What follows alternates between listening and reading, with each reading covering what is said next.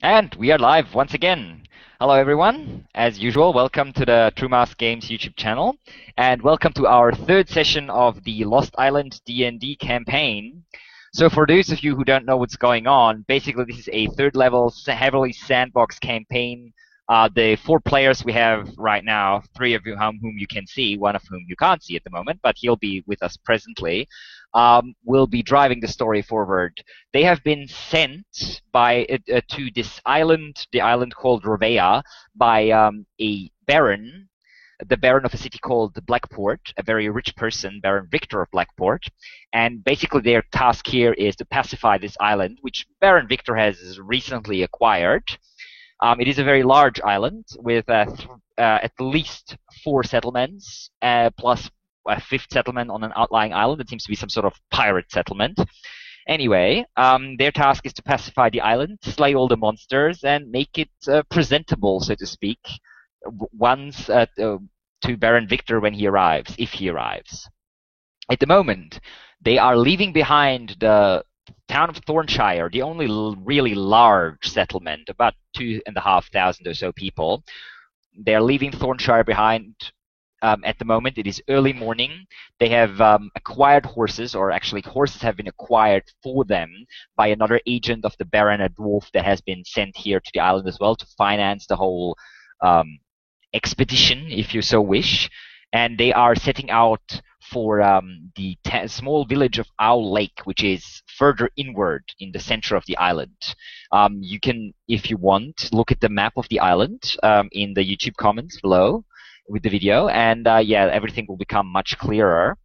They will be squirting around Hungir's forest and basically going the long way around, so to speak. They decided against traveling through the forest because they were not sure if they were going to make it with wild animals, other potential dangers, and the sheer fact that it is a forest, they might get lost and lose a lot of time. They are not under an amazing amount of time pressure, but there's still a little bit of time concern. The Baron would not be happy if they would just be wandering around the forest for days or days on end. Okay, so that is where we will be jumping in. Our 4 heroes. By the way, we have a tiefling fighter, we have a half-orc druid, we have a, I believe, a human wizard, and a half-elven rogue. That is our party for this campaign. You'll figure out who is who soon enough, I'm sure. Okay, so that's where we'll be jumping in tonight's game. You are leaving the town of the city of Thornshire behind with your newly acquired horses. Califos, the tiefling fighter, is the only one who has a proper riding horse. The other 3 just have like farmers' horses, plying horses, not particularly great for riding, but sturdy enough. On this island, there are not too many horses, so even the Baron's agents were unable to acquire multiple riding horses in a short amount of time, from the looks of it.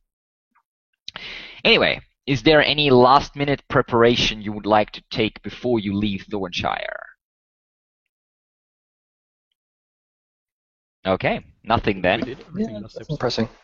Yeah, I think you did everything last time. I was just making sure. Maybe someone came up with something in the meantime. Okay, so you are basically leaving with first light as the gates of Thornshire are swung open by the Black Cloaks, the town guard, and you are leaving through the southern gate, which leads out into the fields. Thornshire itself, as you can see on the map, is surrounded by extensive fields and farmland with a few small farms and even clusters that might be called the village, I guess, here and there. This early in the morning, there's hardly anyone out there, although the first farmers are already setting out for the fields. There is here, at least, there is a road leading along the coast, and there is another road which seems to be leading in between the larger clusters of farmlands, and that one is leading sort of southwest-ish, sort of towards the forest. But you can see the Hungir's forest very far in the distance. It is a fairly clear day, all in all. So you can see quite far. The forest itself is just a blotch of dark green. about a good probably 3 hours or so ride from where you are at the moment, maybe even more. So it's not necessarily close.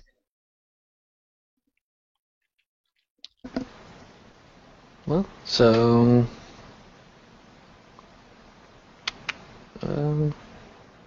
yeah, I don't know.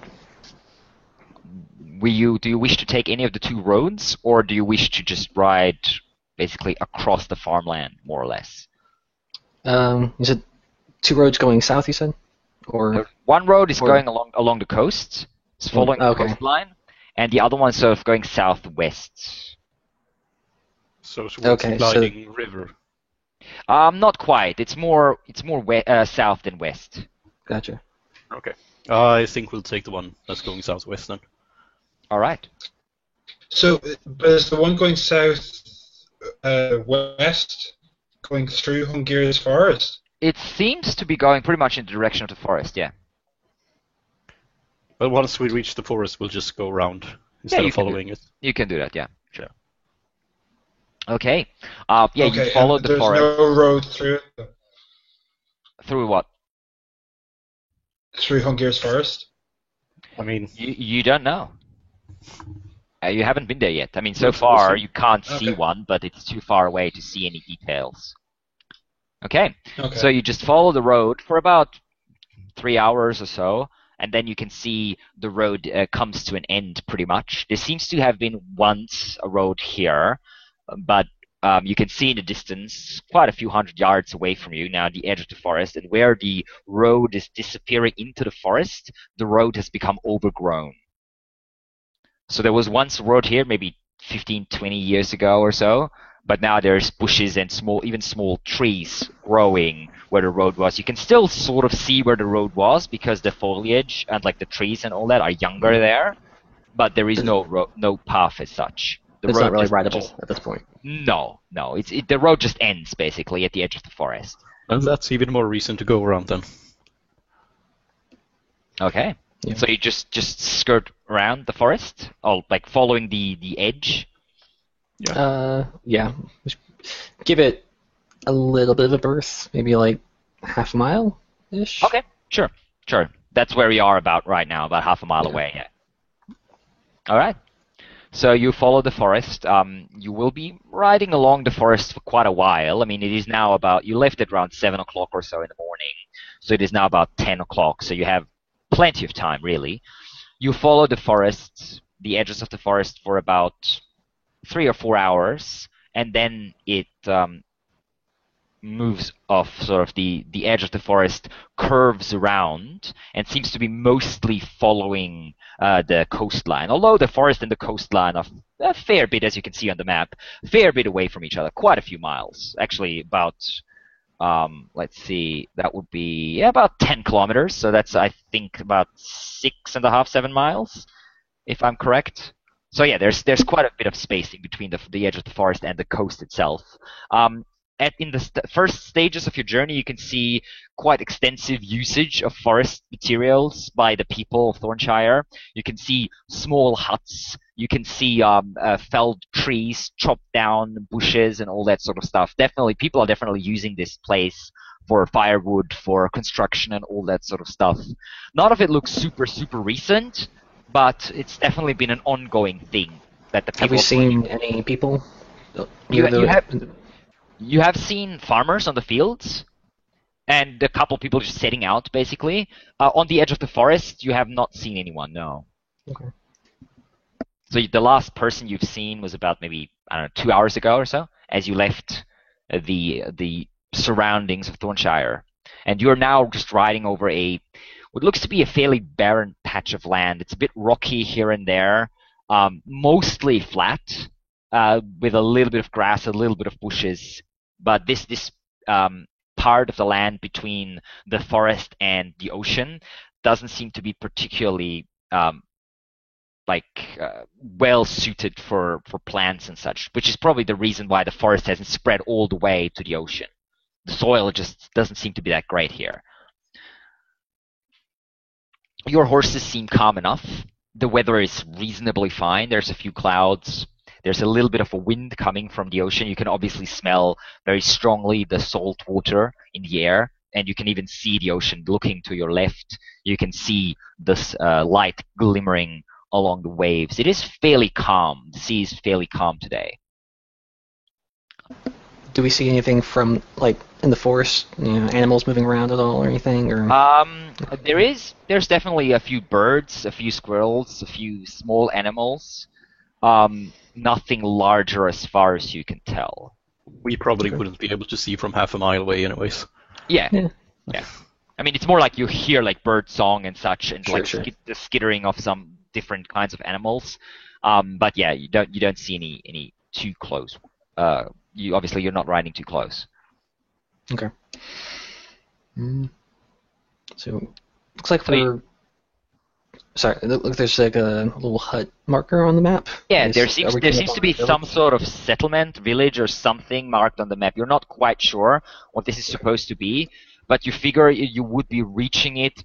Well, with like by the time you would be reaching it probably around sundown. You've lost a little bit of time, like going to the forest first and then around instead of just like cutting across the fields. But yeah, you should probably still be able to reach it by maybe a bit before sundown or so, unless something happens along the way, obviously. So it's now about maybe 2 o'clock, 3 o'clock in the afternoon. So another 2 hours, maybe 3 hours should get you to that spot on the map, and whatever that little hut that's drawn on the map is. Okay. All right, so you just keep on onto the path. There is some sort of path here. It's not a road as such, but this area has been traveled. If you look at the ground, you can see even wagon wheels. Not super many, nor are they terribly recent, but it looks like there's some sort of ongoing travel every now and then here at least. You can see a few like older hoof prints. As I said, a few cart wheels or wagon wheels. So there's definitely some sort of travel between Thornshire, maybe Owl Lake, or maybe that little village or whatever settlement it is marked on the map on the very edge of the forest. So you push on for another few hours, and the sun is slowly starting to go down in the west on the other side of the on the island, beyond the forest, beyond the broken peaks. On the other side of the forest, but there's still a solid hour of daylight or so. You'd say Would like you say it's duskward? yes, duskward. Indeed, although you're not moving duskward at the moment. You are moving south, whatever that word for that is. And then you can see then in the distance on the horizon, on the very edge of the forest, maybe only about 100 yards or so away from the edge of the forest itself, there seems to be a small settlement. It looks like about maybe 15 to 20 houses with a fairly tall wooden wall surrounding all of it. That's all you Just can like- make out. Wooden palisade around the town, or the Yeah, it's actually quite. From what you can tell, it looks quite sturdy. It doesn't look like just a palisade. It looks like a proper Okay. wall, like where people can walk around on it, Okay. like with ramparts and stuff, made of wood. But from what you can tell, it looks fairly sturdy, fairly thick. Do we see a gate? From this distance, you cannot make out any specifics. You're still too far away. It will take you just good approach then. 15, 20 minutes to get there, probably. Yeah, as you're approaching, you can pick up more and more details. You can see, indeed, there is a gate, which is open at the moment, and you can see a few people, a few on the walls and a few around the settlement as well. This is by no means deserted. You can even see what looks to be some sort of, actually, 2 large wagons. What looks to be pulled by either draft horses or oxen. You can't quite make it out in the distance. Standing sort of in front of the gate. A couple of people walking around there, basically. We'll approach, I suppose. All right. As you approach, you can make out the wagons slowly disappear inside. Both of them, first one, then the other.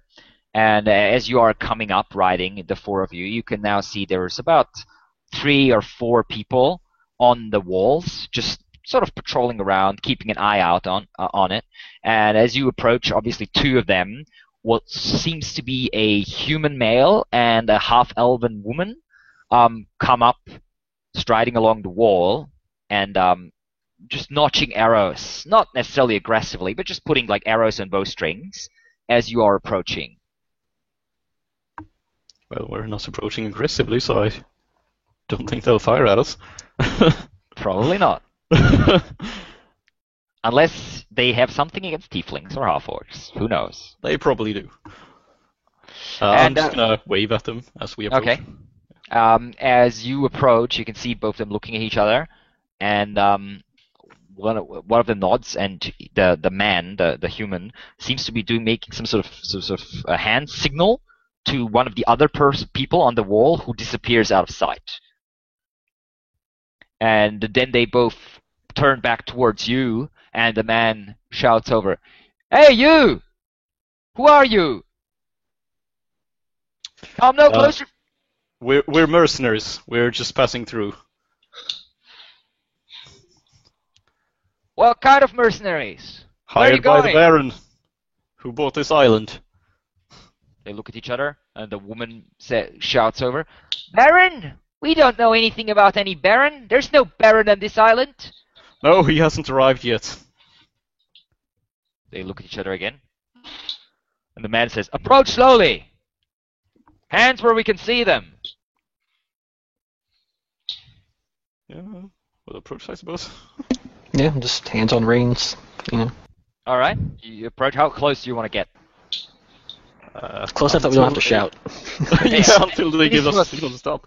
Yeah, this was conducted about on a distance of about 100 yards or so, this Yeah. shouting. So you approach until you're about 20, 30 yards from the gate.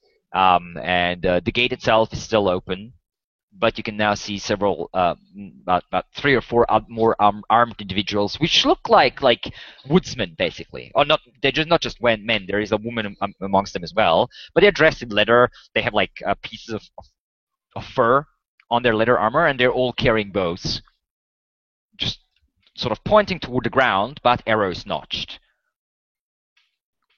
Okay. And the man shouts out, "So you're just passing through, or are you here to stay the night?"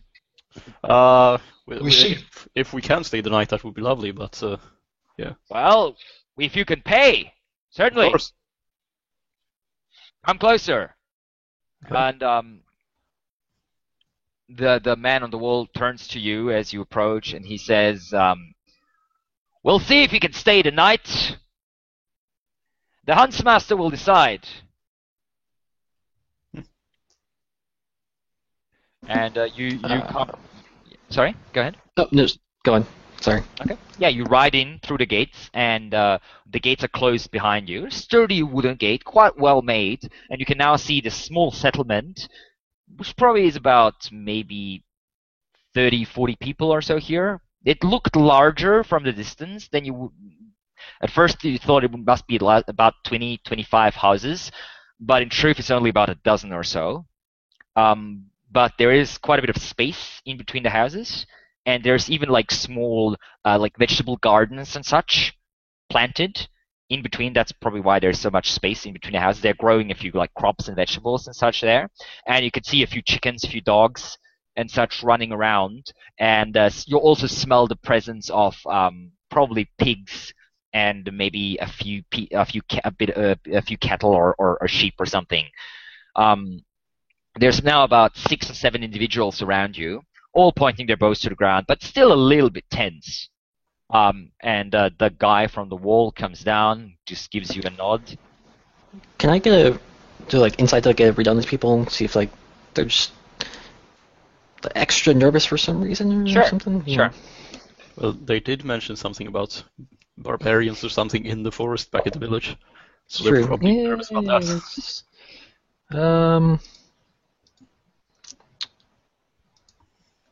Insight 12.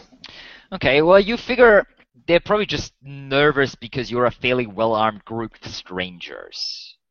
Nothing necessarily more than that. Although the fact that they have fairly sturdy walls and they all seem to be armed tells you that this is not necessarily a safe area, all in all.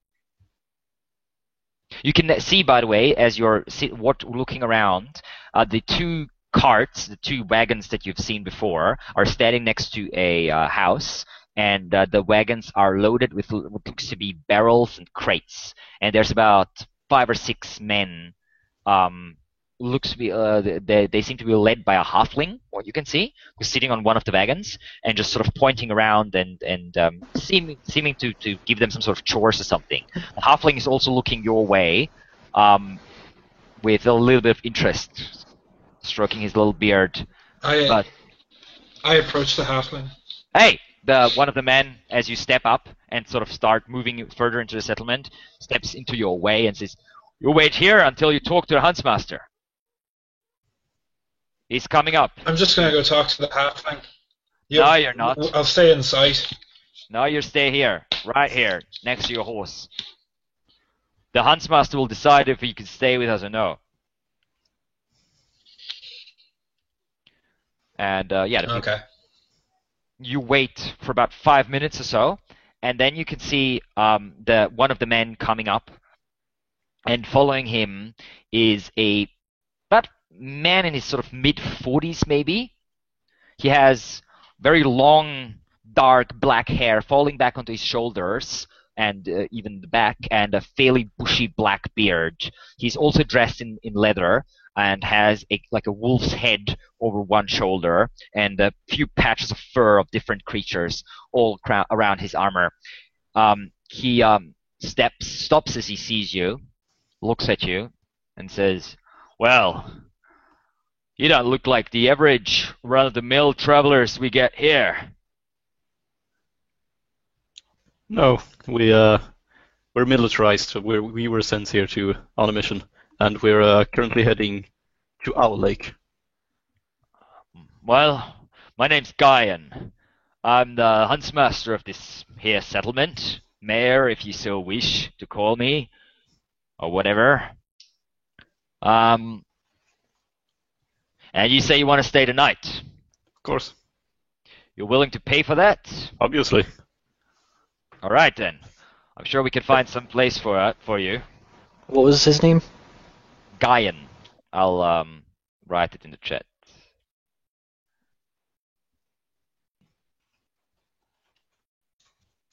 Huntsmaster Guyan. So he gives you a look and says, "So you're saying you've been sent by some mainland baron, hey?" Yeah, he bought the island wanting to escape the mainland. We're here to clear out the monsters and such. Clear out the monsters. Well, that's a task for about maybe 500 or so soldiers and about a year or so of work, I'd say, at least. We're just the vanguard. Right. Well, you going to Owl Lake then? Yeah. There's been some trouble there recently. Yeah, I heard something eating the animals. Yeah, some sort of flying beasts. But he points at the halfling over his shoulder and says, "These folks here just arrived from Owl Lake about half an hour ago. They should probably tell you a bit. They could probably tell you a bit more. Anyway, let's get to business. So, what do you want?" Just a place to sleep the night, and a place for our horses as well. So, right, food, place for your horses, food for your horses, I assume. Yes. And what kind of shelter do you want?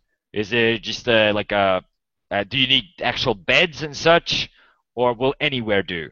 I can sleep anywhere. I don't know about my companions, though. He looks at the rest of you. I would prefer a bed if one's available, but we have, bedrolls and whatnot for ourselves if not. We can maybe offer you some beds or something, but we don't have extra beds as such for travelers. There's no inn here. Sure. I understand. So beds will cost you extra. You can stay here for, I'd say, 2 gold for the whole party. You'll get a decent dinner. Your horses will get fed, and you can stay within the walls. For every bed that you need, that'll be another 5 silver extra on top of it. Buy the DLC to sleep like a human. Yeah. I give him 4 gold and say we will be out of your hair by morning. You need not worry about that. He looks at the gold, looks at you. I see, you're pretty well off then. All right then, I'll make some space for you. He starts turning around, walking away, and stops, looks over his shoulder at you, and says, "Just to be clear, we don't want any trouble here, and we don't like troublemakers." We're not here to cause it. Excellent. That's what I like to hear. Just making sure. We don't get too many of your kind. He sort of nods at Caliphos. Yeah, I get that a lot. I wouldn't be surprised if you were only the second one or so of your kind on the island. Oh, I'm not the first. That's a surprise. Yeah, there's one of you in Vandermeer from what I've heard. I haven't met him. But, yeah. That's down there, right, yeah. Anyway, your accommodation will be ready in no time. Thank you. Men, they're fine. He just gives a nod, and people relax and start returning their arrows to their quivers. I give a dirty look to the guy that stopped me. All right. To walk over to the halfling. Okay. Yeah. I'll follow him. He just gives you a nod and turns away. The halfling is looking your way, and so stroking his little beard, gives you a nod as you approach, and he says, you look like you're new on the island. Travelers from Toadshire, yes? Recently arrived by ship? Hello there, friend. You seem to have good perception. We are indeed. We're employees of the Baron, the new Baron of the island. We're travelling to Owl Lake. We hear you have a disturbance there. Oh, yes. Do you know anything about it? Well, I mean, I'm not one of the militia, thank God. But there's been a few attacks, about, I believe, 3 or 4 in the last 10 days. Some sort of flying creature is attacking at night, or sometimes during the morning or the dusk. And, grabbing a couple goats, couple sheep. Even injured one of the men quite badly, one of the shepherds, during the second attack, I believe. But what kind of injuries? From what I remember, just claws and fangs. The poor sod barely survived.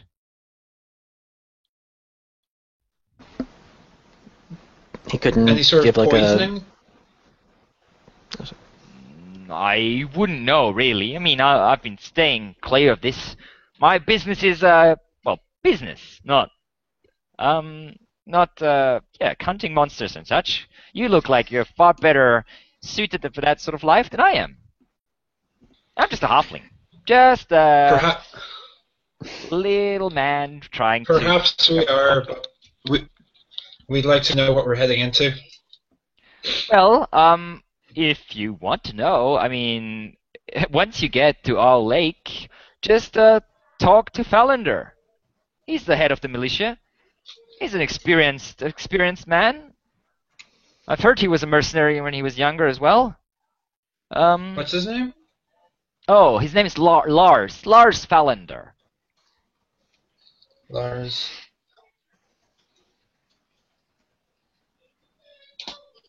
Thanks for that. Are you heading to Thornshire? Yes. Well, I'm working for the Stoutarm family, and I have a new a bunch of stuff. In fact, mostly beer, but a bunch of stuff from our lake.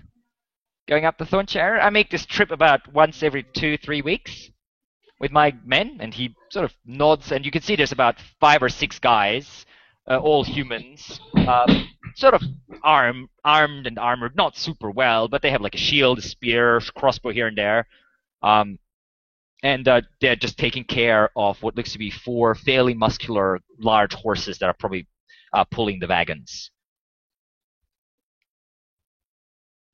Are these people Have you you look had for much from trouble? Owl Lake, or are they from Thornshire?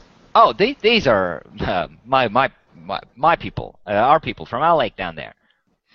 We're all working for the Stout Arms. If you haven't heard of them yet, they're pretty much the richest family in our lake by far. I mean, maybe even the richest on the island. I'm not sure. Elsire Stoutarm is the current patriarch. I'm working for him. Okay. Right, what were you gonna ask, Xander? Have you had much trouble on your travels? Not particularly, no. I mean, there's always a little bit of trouble here and there, but most of the trouble stays to the forests. I mean, I've heard pretty bad stories, but the people here, I mean, he points around, could probably tell you more about that than I can. I stay out of trouble. As I said, my business is business, not warfare. We Of have course. a few troubles here and there. Every maybe 2nd or 3rd trip, there's a scuffle with different beasts, or some just attack us trying to eat the horses, which of course we can't have because, I mean, do I look like I could carry all those crates and barrels up to Thornshire? I turn to Xander and just say to him, like, is this guy asking for, like, wanting a bribe, or is he just not know shit? He looks at you. You say that out loud. So No, I'm like whispering. No, kind of like, oh, okay. an aside to him, like Okay. not like. Right. I want to insight check him also. Okay, sure. Yeah, can I do that as well, please? Yeah. 16. Okay. Just give me a second. Sorry. Insight. 18. Okay. Well, you'd both 18. say this particular halfling is probably not the most trustworthy fellow you've ever come across, but he doesn't strike you as anything particularly devious. Yeah, A little slimy, but other than that, yeah. Have you had much trouble with the Red Crew? he looks at you and says, I have no idea what you're talking about. The what crew? Nothing. The pirates. The where I come from, we call pirates Red Crew. Right. Well, I mean, the pirates, no, haven't had any trouble with them. No, I mean, they don't come Okay, they attack settlements. I mean, we don't have trouble with them in our lake. They don't go that far inland. They stay close to their ships. I mean, if you ask me, pirates are all cowards. Of course. Run at the first sign of problems. They just run back to their ship and get the fuck out. Sorry, did we get Trying this guy's very name? hard not to laugh at the lack of subtlety our rogue is displaying. What? I look slightly offended, and I thank. Pardon me. I forgot to ask your name. Oh, the name's Belric. Belric. Yes. Belric. Good to meet you, Belric. Thanks Just a for all humble the info. servant of the Stout Arm family.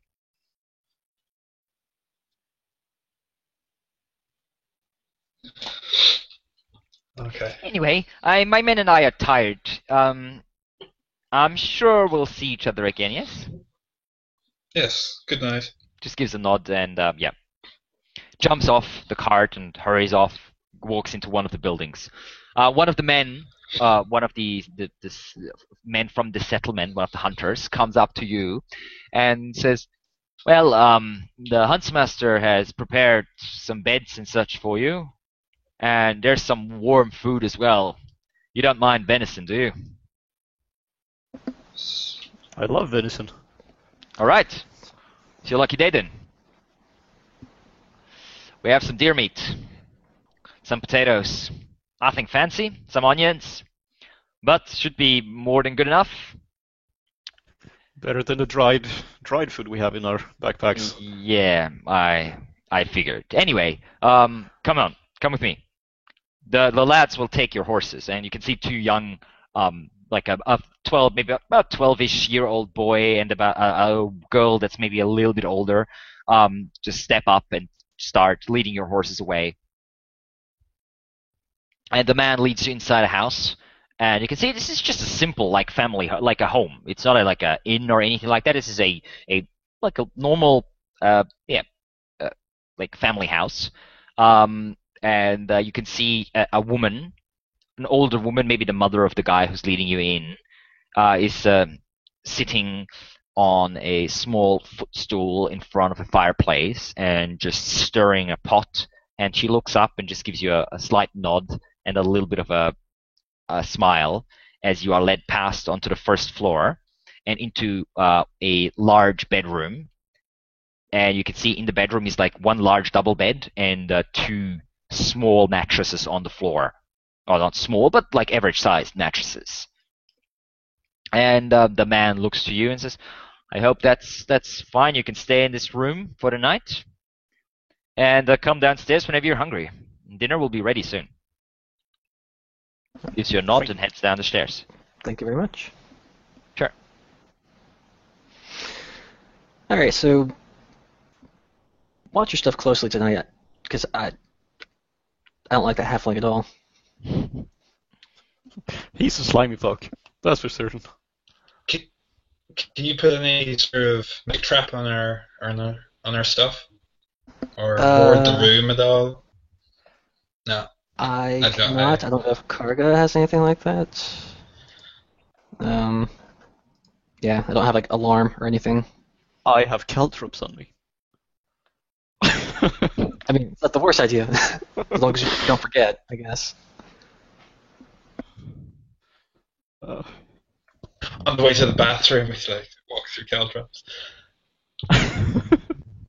Well, we put them on the inside of our door, not in the hallway. Or by the window frame or something.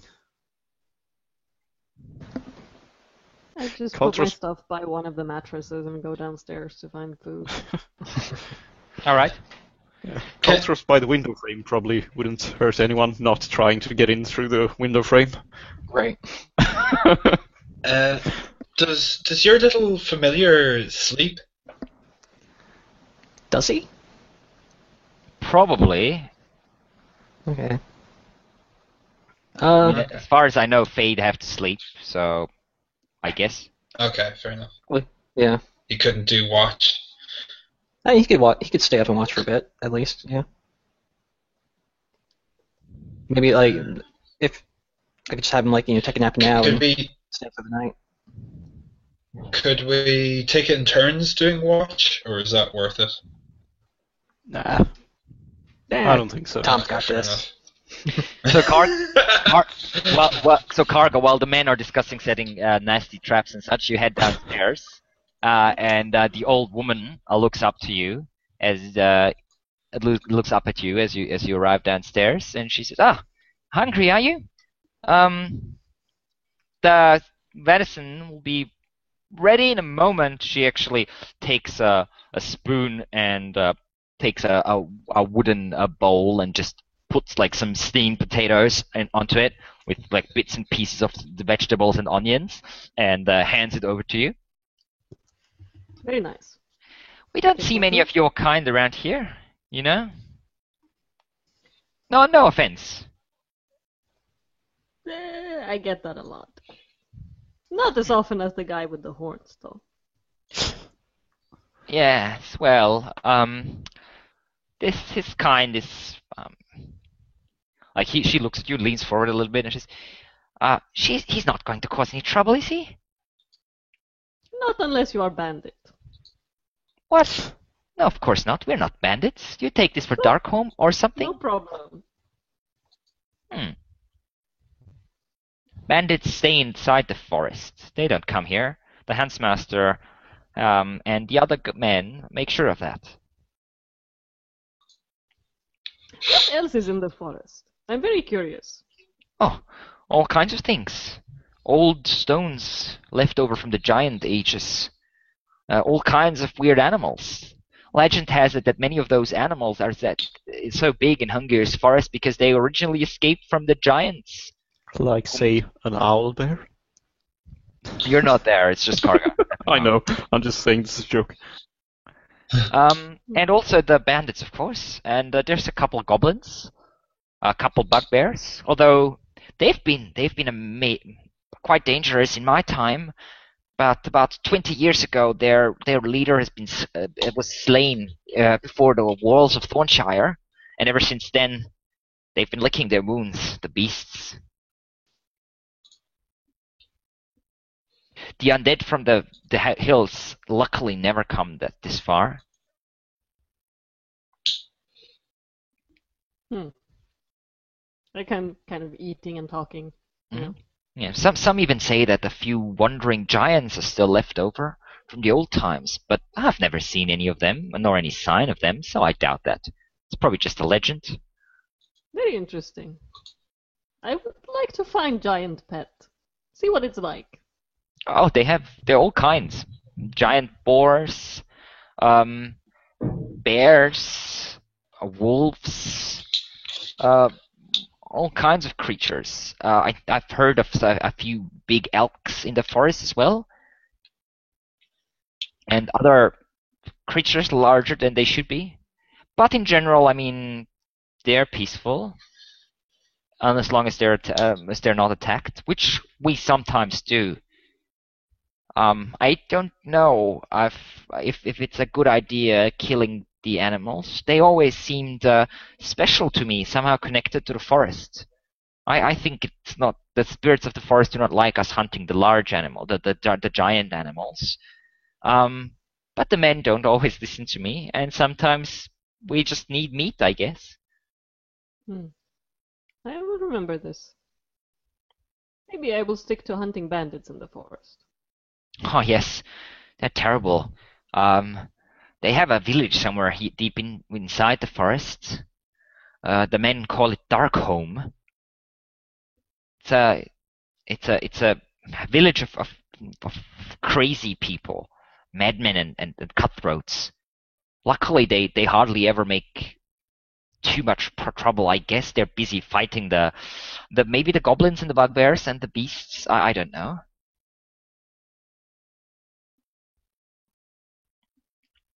Anyway, I hope you like your food. Let me know if you need anything else, dear. Very tasty, yes. Okay, just find some place to sit and chow down. Yeah. There's a large kitchen table in the middle of the room, enough for 6 or 7 people, and the rest of you also come down after you've discussed the different trap creations and left your backpacks up there, I guess, and then come down. And the old woman also gives you a nod, and every one of you receives a bowl of venison and potatoes. And yeah, it is quite yum actually. The food is very decent quality. Yeah, let's give a little bit of potato to Tom. I guess.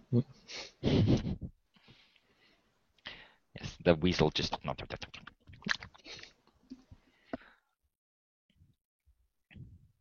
Okay, so as you're eating, night slowly settles on the forest around you.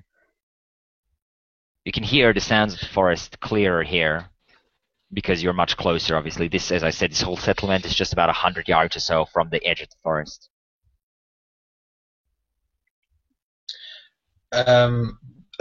Is there any sound of merrymaking or any sort of drinking going on? Not as far as you can hear, no. I guess after dinner I'll take a stroll and just kind of see if there's anyone playing cards or sitting around or any sort of. Okay, so as you stroll outside the house, you can see there's about 3 or 4 people on the wall with torches, just patrolling the walls. There's light in most houses still up, but not in all. These people seem to be going to bed quite early.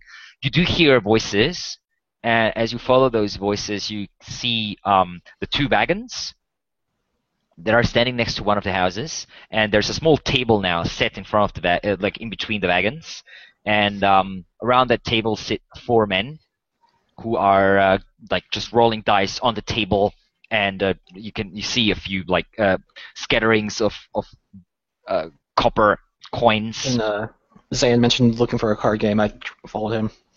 Okay. So, Yeah, they just seem to. They don't seem to be locals. They seem to be the caravan guards, if you want to call them that. They're sitting there, sort of keeping an eye on the goods at the same time, and obviously having a bit of relaxation. you want to join the dice game? Yeah, sure. I go up and greet them. Okay. They Oh, look at there. you. All right. Hello. Good I evening. toss a few coins on the table and say, "Do you mind if myself and my friend join?" Some like copper coins. Yeah. Okay. Give me a persuasion check.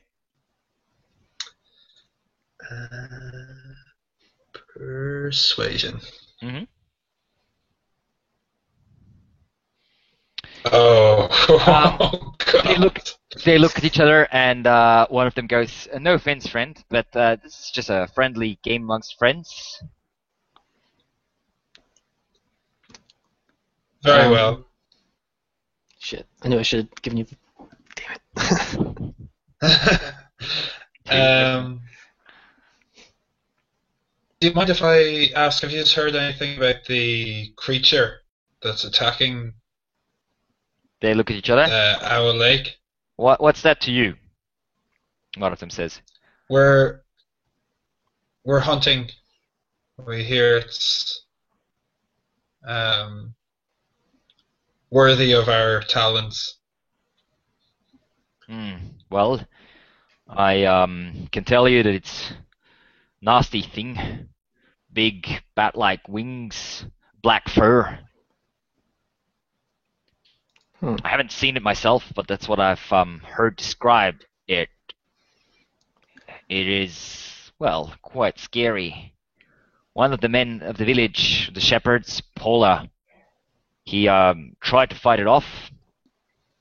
He said he hit it with a couple of his sling stones, but it didn't do anything. Tore into him, nearly tore out his guts, flew away with one of the sheep. I think it must be nesting in the hills somewhere. In the Broken Hills? Yeah, the broken peaks. Yeah. Great. That's where it seems to be coming from. That's why we can't, well, the militia can't track it down anyway. But Fallander might have an idea. Wouldn't be the first time he's dealing with creatures like that. Mm-hmm. Right. Well, thanks for the info. Do you have any other questions to ask them? I whisper. I don't think so. Okay. Alright. Thanks, guys. Have a nice game. Safe trip to Thornshire. All right, and good night Nice. to you, I guess.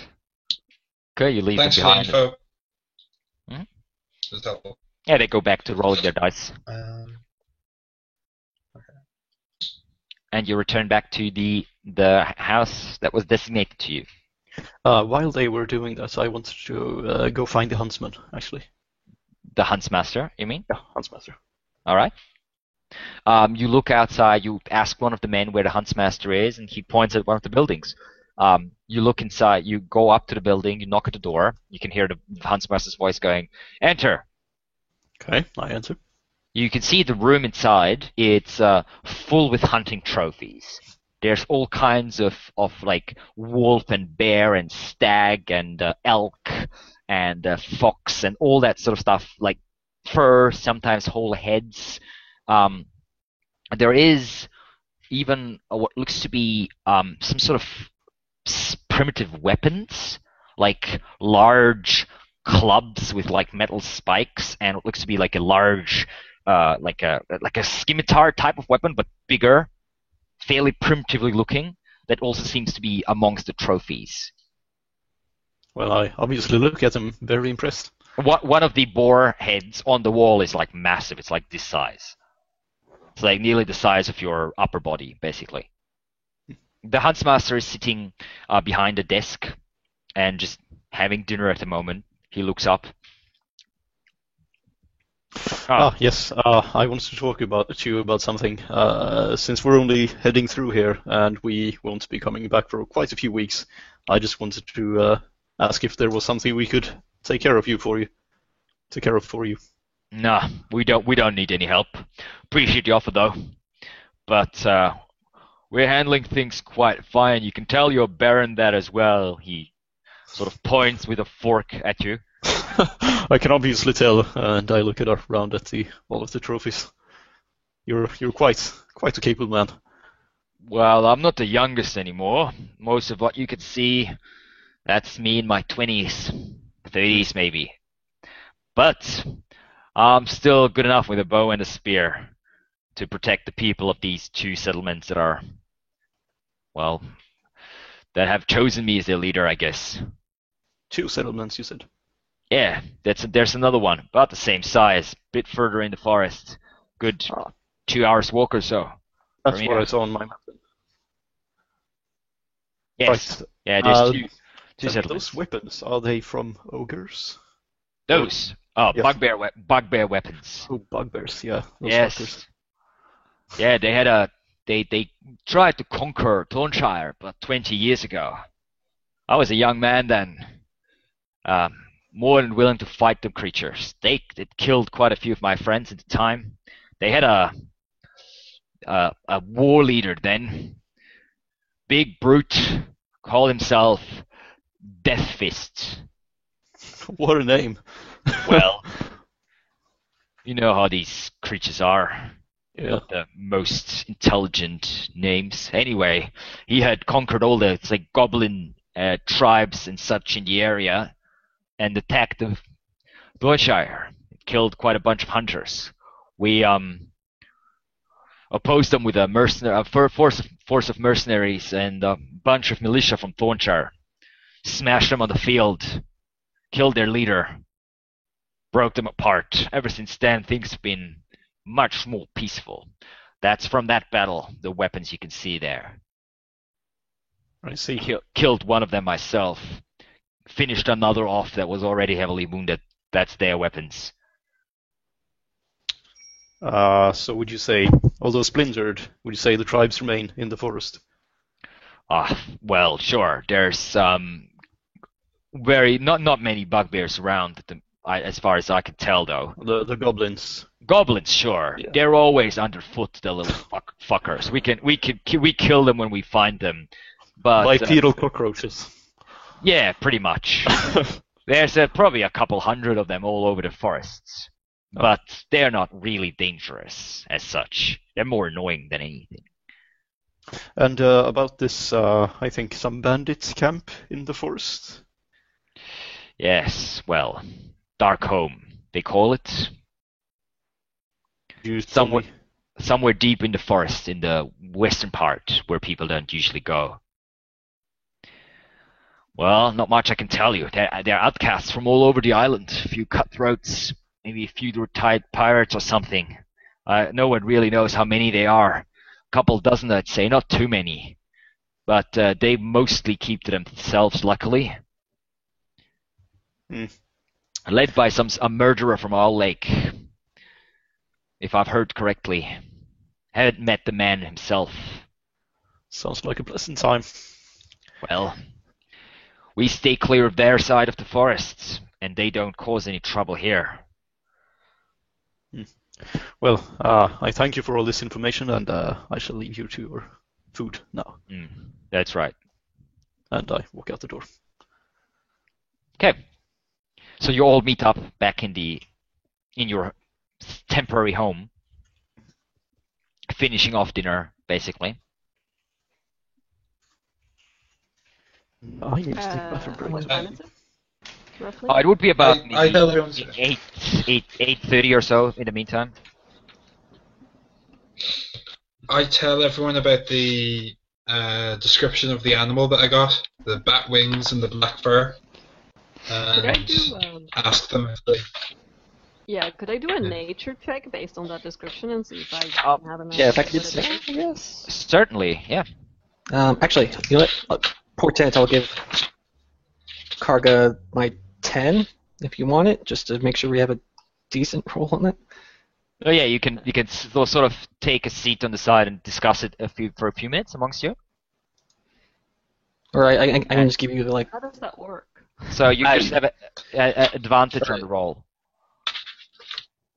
Or well, no, you just replace a roll with like an 11, and then she would just add her bonuses on top of that. Sorry. I thought you were just trying to give her advantage. Okay, I didn't catch what you were saying. Okay. Sorry. Yeah.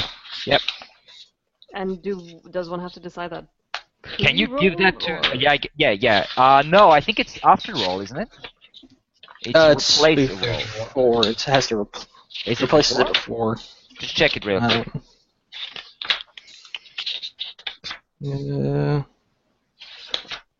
You must choose to do so before the roll. Oh, okay. Yeah. Okay. So what is 11 plus your nature? That would be 14. Sorry? That would be 14. 14. Okay. Well, I mean, you know that there's not too many flying creatures of this size that would carry off like a whole sheep or goat just with it and have bat-like wings. Especially the bat-like wings. You would say it could be like a griffin or a hippogriff, but they don't have bat-like wings. They have like feathered wings. If it's bat-like wings, it's most likely a manticore, or if you're really unlucky, it could be a chimera. It could be a wyvern, but wyverns don't have fur, so they're like lizards. So that's basically the two creatures that you can think of that have like bat-like wings and fur. And what would be like? What would I reasonably know about manticores and chimeras? Not particularly much. You know that manticores are intelligent enough, like they can speak. They're intelligent, not super intelligent, but quite cunning in their own way. And you know that they're quite aggressive, vicious, territorial. And you know about chimeras that they are unnatural. They are a conglomerate of multiple beasts, and you know they have been created by some sort of demonic power. So they're not natural animals as such. And you know that chimeras are more dangerous than manticores, even though a manticore is plenty dangerous. I listen to the description and I say, maybe manticore, otherwise dirty chimera. And I look like I'm about to spit, and then I remember I'm indoors, and maybe that's not polite. So in someone else's house. Yes, the old woman is still sort of sitting there, just quietly doing some stitching at the moment. A lantern hanging. Arcana check. See if I know anything more about chimeras. Sure. Sure. Oh, that's real good. 24. Okay, so you know that the first chimeras have been created by the demon prince Demogorgon, one of the most powerful demon princes, as he was summoned into our world, and he used his foul magic to just, take creatures and combine them. And you know that the average chimera is a combination of a ram, a dragon, and a lion, and has the most foul traits of all three of those creatures. It can spew fire. It has a lion's ferocity and has the stubbornness and wild temper of a goat or a ram. They are quite rare. The part seems almost underwhelming compared to the rest, but well, it's not great either way. Demons are not necessarily known for their logical thinking. Yeah. So any product of a demon's magic would also possibly be rather random in some ways. But you know that chimeras are very rare, so if that is indeed a chimera, surprising. It would be surprising to you, let's put it that way, because they are quite rare. I feel like he would have mentioned that there was multiple heads in his description. I feel like that would be a key kind of... I would hope so.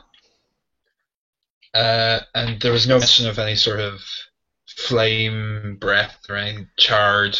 From what we know, we've heard no kind of descriptions of That's true. fire. Yeah. Most likely it's going to be something like a manticore. Yeah. But if we're super unlucky and it is like a chimera, maybe it just didn't feel it was in enough danger to do more than like claw some people. If we're super unlucky, which it's probably just Manticore, hopefully. Am I there? Yeah. Alex? Yep. Am I with them right now? Yeah, you have returned. Okay. You're a couple minutes ago. I don't think something created by a demon would give up on torturing people, so probably not a chimera then. That's a good point too. Anyway, well, Says the tiefling. I was gonna. I was trying not to say it.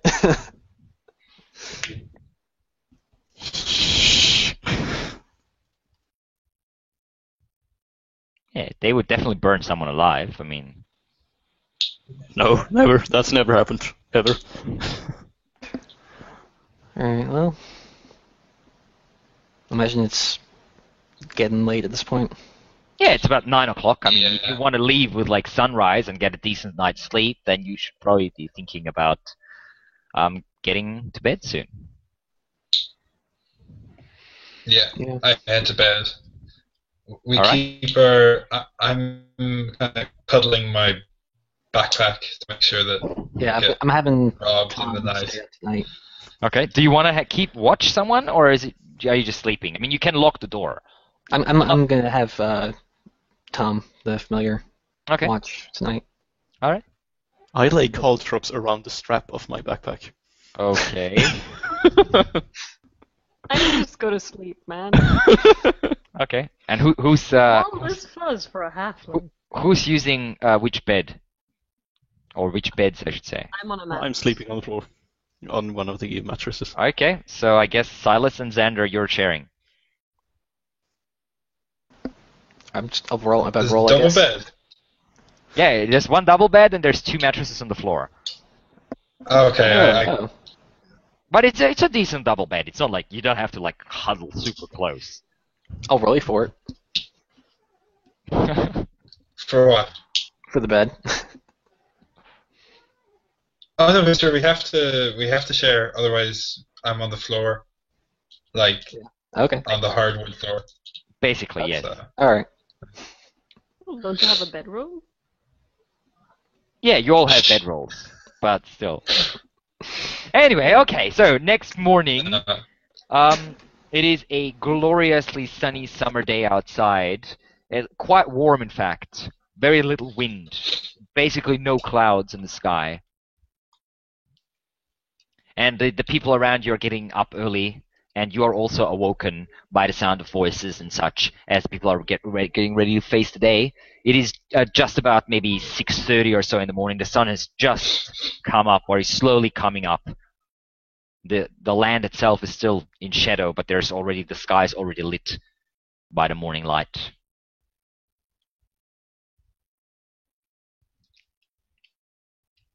okay, All right. I guess we'll head out and get our horses. And Yep. Yeah, Roll for grab portent our- real quick. Make, Yep. Important rolls. did I get brekkie in our 4 gold? Nope, you do not get. Brekkie. Nope. Give me a 2 and a 16. You get Okay. dried fruit and a pemmican. Yes. Your horses, however, look fairly well rested. Okay. Okay. Is the woman of the house awake?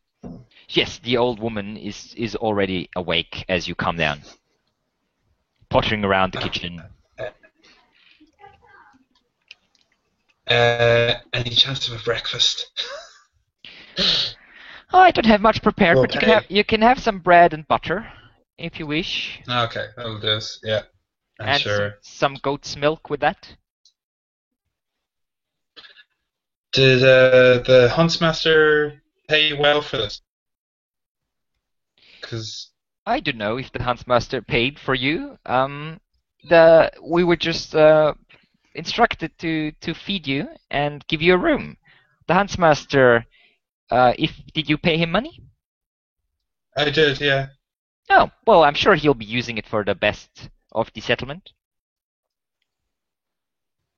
Okay. I'll leave for a few silver. Okay. Yeah, she cuts you a. I'm just throwing money around. Okay. All right. Well, she cuts you a few slices of bread, and a nice thick slab of butter, and a cup of goat milk, which smells rather fresh, the milk. But not unusual, really. Were there any goats that we saw when coming in? Well, you didn't see any larger animals because they were probably kept inside. You only saw a few dogs and like chickens running around, but you definitely could smell the presence of larger animals, like maybe goats and pigs and such, inside of some of the like barn buildings. Okay, so you have breakfast. Is there anything you would like to do before you set out?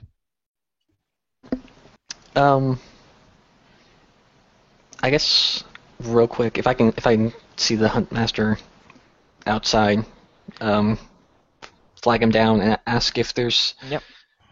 if The it's just Huntmaster like to is- skirt the forest, or if there's like a path through the forest that could get us to Owl Lake a little bit faster without compromising too much safety.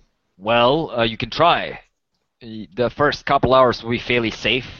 We have another settlement a bit deeper in the forest. In fact, there's a hunting party heading out there right now, or in the same direction. You could travel with them for a few hours. They know the forest. But then you probably need the better part of a day to get to the other side of the forest to reach the eastern shores of the lake. Okay. So take us like a day and a half either way, pretty much. If you go through the forest, you might be able to make it by nightfall if you find your way quickly. If you go around, it's probably going to take you about a day and a half, or more than a day, definitely, unless you're happy with arriving in the middle of the night. With that monster around, I'm not sure if I would recommend that. Yeah. Okay. All right. Well, thank you for the advice. I have a quick kind of technical question to ask. When we're talking to NPCs, how do we kind of portray level and kind of what we're able for? Is there any way of talking about it? Nothing really. I mean, you can say you're an experienced mercenary. So you're level 3 at the moment, which would basically make you like veterans. So you're like, I mean, not veteran monster manual veterans, but like in everyday language, you would say you're an experienced fighter. So you're I've seen a few things. Yeah. better than the average soldier. But you're not like a champion, like great champion of the land sort of thing. But everything that's above really, like level 3, or let's say level 5 is about as high as you can realistically get. Everything beyond level 5 is already very, very good. Like if you're a character that's beyond level 5, you are far more dangerous than the average soldier. So there's really no way to portray that other than show it in action. Yeah. At the moment, yeah, you can always say you have like you have some decent fighting experience, like you're a veteran or something like that along those lines. Okay, thanks for that. Sorry to. That's all right. No, that's good. No, keep. Feel free to ask these questions whenever you want, obviously. Thank you. Yes. So, from that point of view, I say to the Huntmaster, would you send 4 men through the forest in that direction? Have your men gone this way before? Of course, my men know the forest better than anyone. So we should be able for it. Well, I mean, you look capable enough. As long as you don't get lost, wander too far west, shouldn't be too big a problem if you can find your way. Do you have anyone? Does anyone of you have experience with forests? No. Tiger should. No? Forests in general, but not this one specifically. Well, I mean, forests in general will do you good enough. If you know the basic survival tricks, basic pathfinding, and all that sort of stuff, should be good enough. I mean, the forest is certainly dangerous, but it's not swarming with monsters or anything like that. Okay. Would we get our horses through? Oh yeah. I wouldn't recommend riding horses through, but you can certainly lead them, sure. Use them as pack horses Pretty much. for the forest. Hmm. Just be careful with the horses, though. They not forest creatures, and there's a lot of beasts, a lot of big predators there that love to snack on a few horses. Yeah. Yeah. Dire wolves, bears, stuff like that. Owlbears. Oh yeah. Well, You really wanted. I haven't seen one of those in ages. I doubt there's any in the forest. No man, they live in Spiderwood. Yeah. Oh, right, yeah. The owlbears would. It's like an Iceland Greenland situation. It's actually all the owlbears in Spiderwood. All the spiders are in Hunger's forest. Yeah. Okay. Thanks for the info. And thank you for the accommodation. Well, you paid for it. No need to thank me.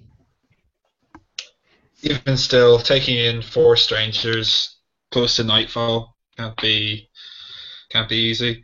Oh, well, you're not the first strangers coming through. And we like to show hospitality as much as we can. The times are not that bad that we can't afford some basic decency. It's appreciated. That's good to hear. Anyway, Yeah. Safe travels then, I guess. Yeah. Stay safe. and good hunting to you, Huntmaster. So, do we want to stick to the original plan of going around, or cut through the forest, save a little time off? As you are leaving, you can see the halfling Belric and his men are just getting up. They're just coming out and slowly starting to harness the horses and all that stuff. So they'll probably need at least an hour to get ready by the time, and with the speed that they're moving. They're heading the opposite direction from us? Yeah, they're heading up to Thornshire. If what he's told you is true. Yeah. So I pull out the map and just have a look at it, and well, it seems like now would be a good time to get through the forest if we could take the road to that other settlement, Yeah. because the stretch of land between the forest and the lake isn't that far. And so we would get to the Owl Lake by nightfall if we cut through. If we go Yeah. around, it's going to be tomorrow before we get there, is it? Yeah. Either late tonight or sometime tomorrow. If we really push it, we could get there after dark. The distance around is about three times as much, I would say. We'd also be on our horses and not by foot. Yeah. Okay. I would say just we can cut through the forest. Yeah. Yeah. I wouldn't mind Yeah, cutting I some think- stuff. I think we could cut through the forest by nightfall, but I'm worried about the horses getting eaten by something. We'll keep watch. Yeah. And if ideally, we shouldn't have to stop to sleep anyway. So So we're following that hunting party then. As was heading to the Karga, do settlement. you have any thoughts? I am of the opinion we should leave. Yeah, you're standing like Very in front of insightful. the gates discussing this. You can see four hunters, 2 men, 2 women, are leaving the settlement at about the same time you are, and they are heading for the edge of the forest. On foot. let's start following, I guess. We'll pack our stuff up on the horses so we don't have to carry it manually also. Okay. Oh, so you're following them? Yeah. Yeah. Okay, so they stop as they see you following them, and one of the men says, "You'll come in with us?" Yeah, we're just going Aye. to we're just going to the other settlement and cutting through the forest to Owl Lake. We were hoping you could lead us there. Sure. Not a problem. Although, if I were you, I wouldn't be taking horses into the forest. No, I said that as well, but my companions want to keep on anyways. Well, That's your choice. All right then. Oh, sorry. Just so we're clear, my vote was to go round. Okay. My vote was But- also to go around. whatever. No, wait, no. My vote was actually to go through because of the distance. Yeah. Oh well, we're going through. Okay, so you follow the hunters. Okay. All right. Yeah.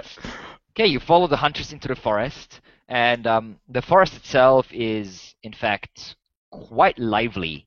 It is a very old forest, and there is a path here.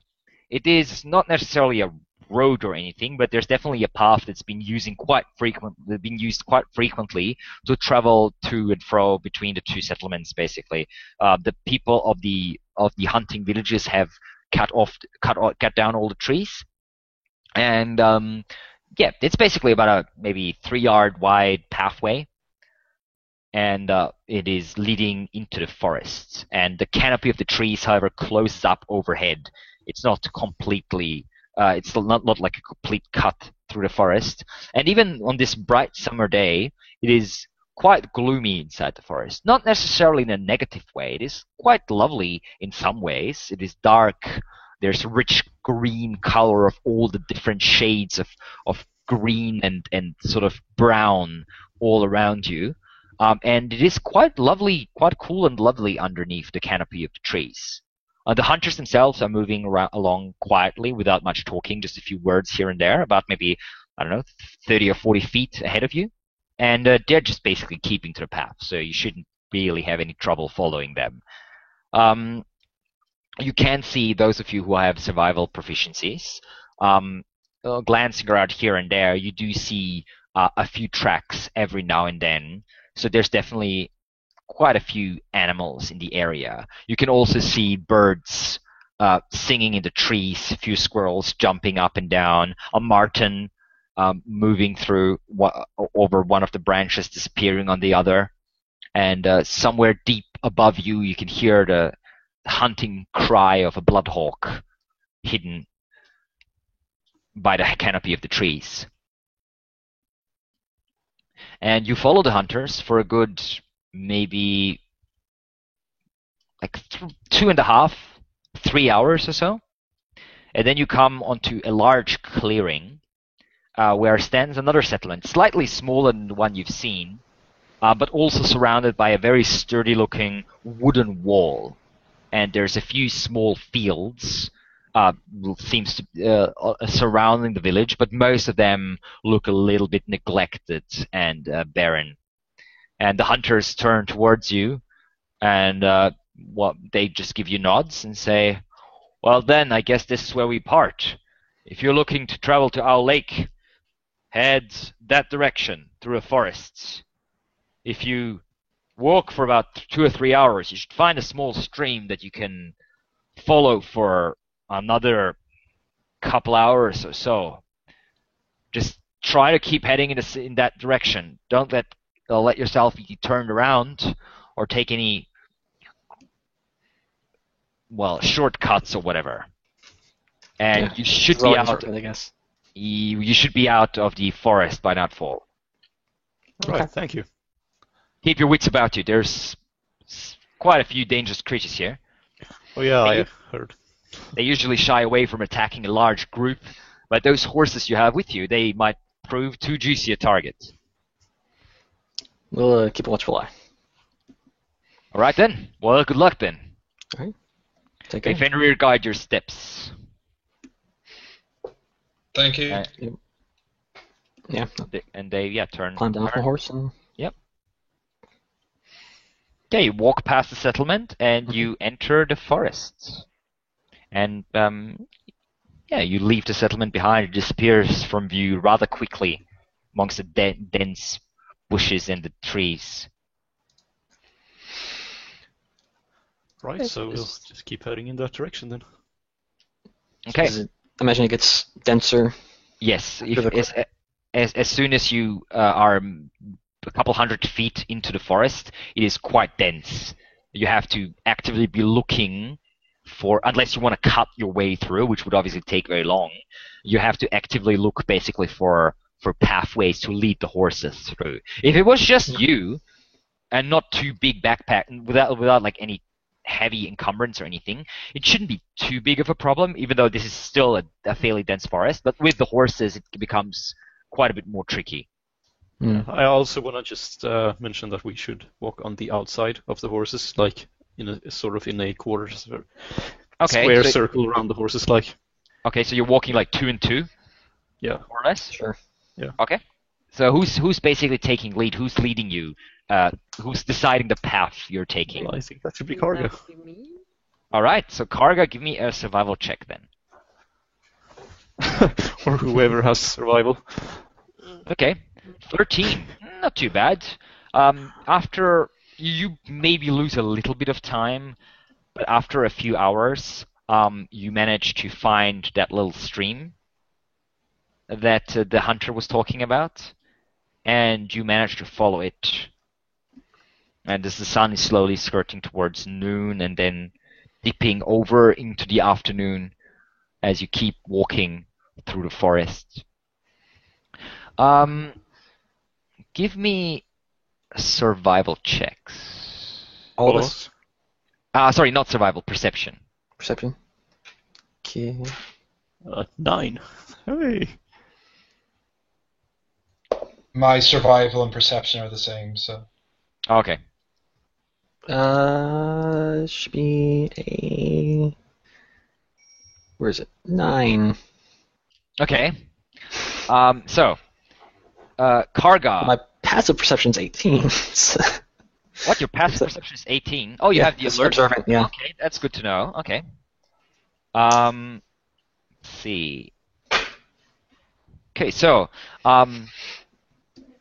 Karga, you notice after, it's about maybe around 2 or 3 o'clock in the afternoon, after you've walked now for at least 5 or 6 hours, so you'd say it should be about 2/3 of the way through the forest, if everything goes to plan. You notice sounds, stealthy sounds here and there in the undergrowth, sort of on both sides of you.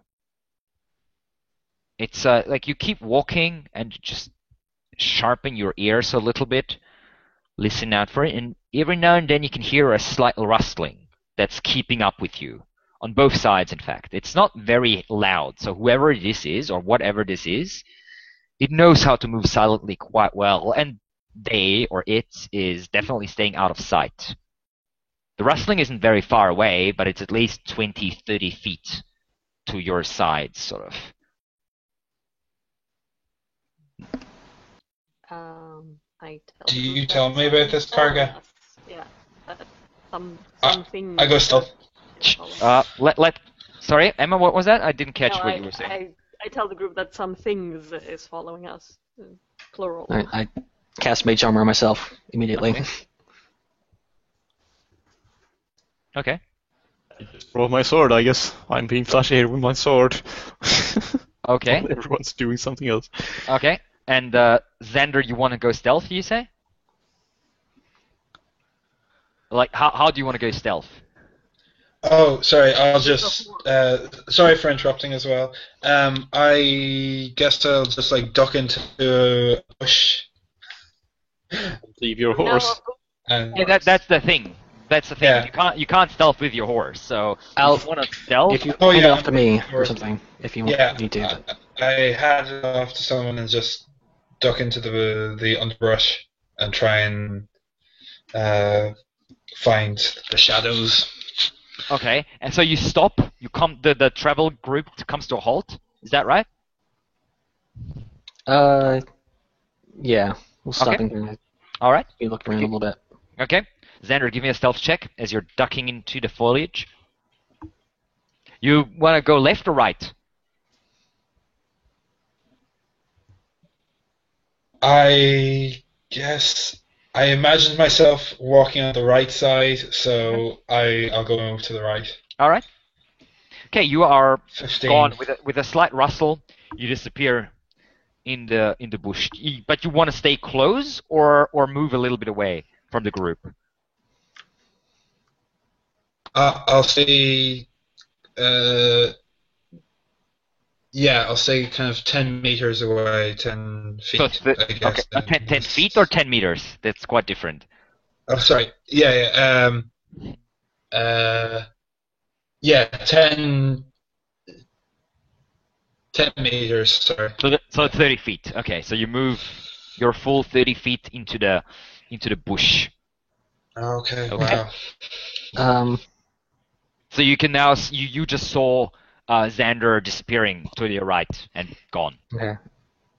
Let's keep moving slowly ahead, and just kind of keep a sharp eye out, I guess. I'll actually sheath my sword and draw a crossbow.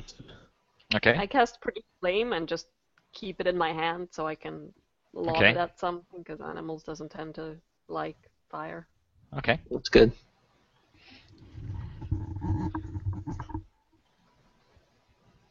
I thought that was something on like the soundtrack. It was just Martin rubbing his headset. Oh, No, she's that's right. that's just the general noises of the forest around you. No, it was that sound, yeah. Okay. I thought something was like, starting to growl. Nope. Okay, so you continue walking? Yep. Okay. Xander, give me a perception check.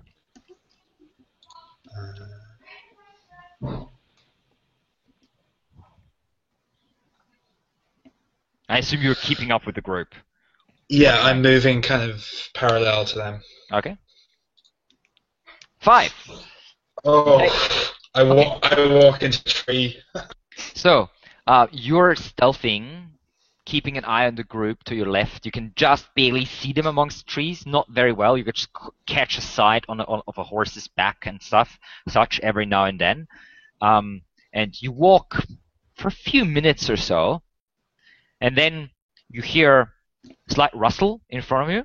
You look up, and one of the branches of a tree that you were just passing, that was sort of bent back, snaps forward and hits you straight in the chest, and it pierces through your armor. You take 5 points of piercing damage, as the sort of the wooden spikes that are on that were on the branch, sharpened spikes, basically pierce your armor and draw a little bit of blood as you stumble backwards. And as this is happening, 2 small shapes jump out of the bush to your left and your right, and immediately you can see these are goblins wielding short swords, and they both jump you and try to stab you, one from each side basically, as you're stumbling backwards and like holding your chest. Okay. No, you twist away from the first one. The second one stabs you in the side, however, with a short sword, and that will be 8 points of stabbing damage, as the goblin hits you quite nicely in the side. It's a decent deep cut through your armor. Blood flows down, and you shout out, obviously, which the 3 of you can also hear, and you can hear like somewhere off to the right of you. You just hear and then like sounds of a scuffle. So that was surprise round. Roll initiative. Oh, that's good. And the forest grows silent around you now, obviously.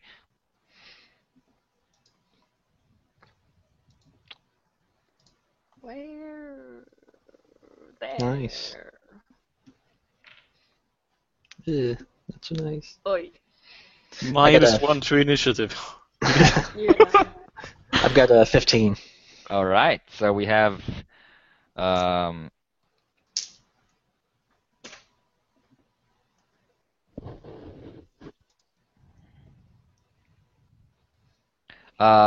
19 for Xander. We have, what was that that you had, Silas? 15. 15, all right.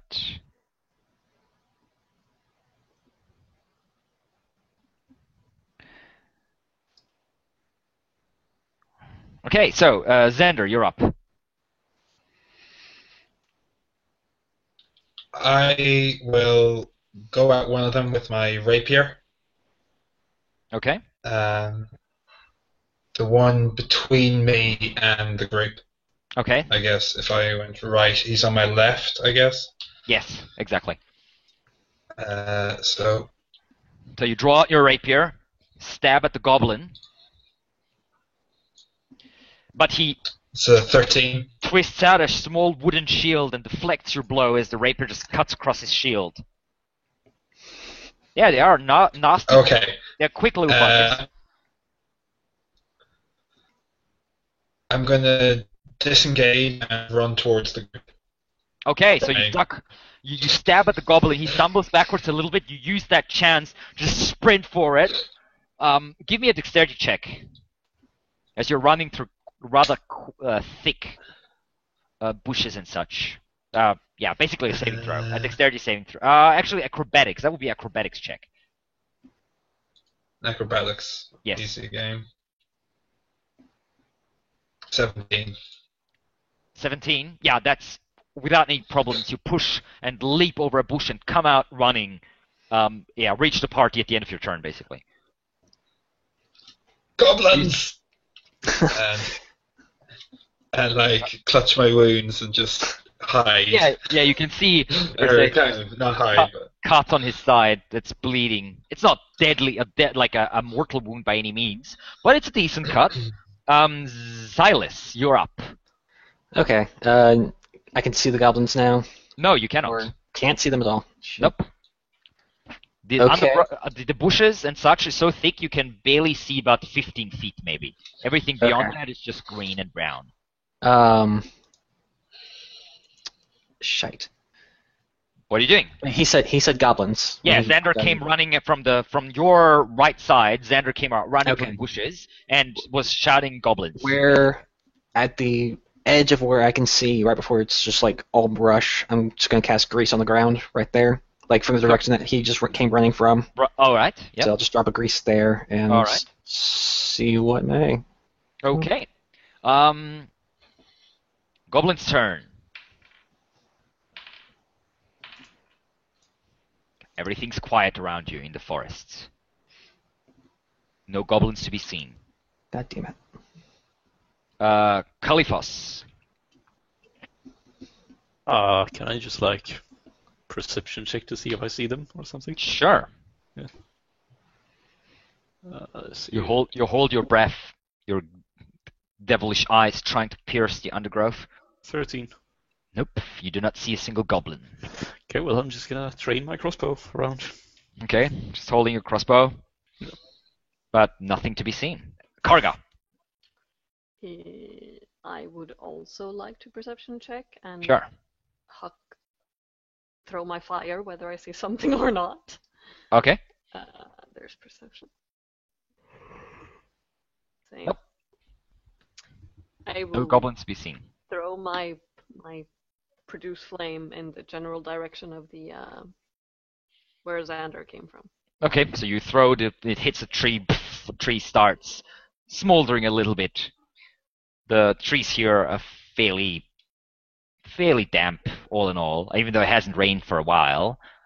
Still, they're very, very healthy trees, so it's not that easy to start a fire. That was Karga's turn. You can now hear a voice from your left shouting something in Goblin. Niega!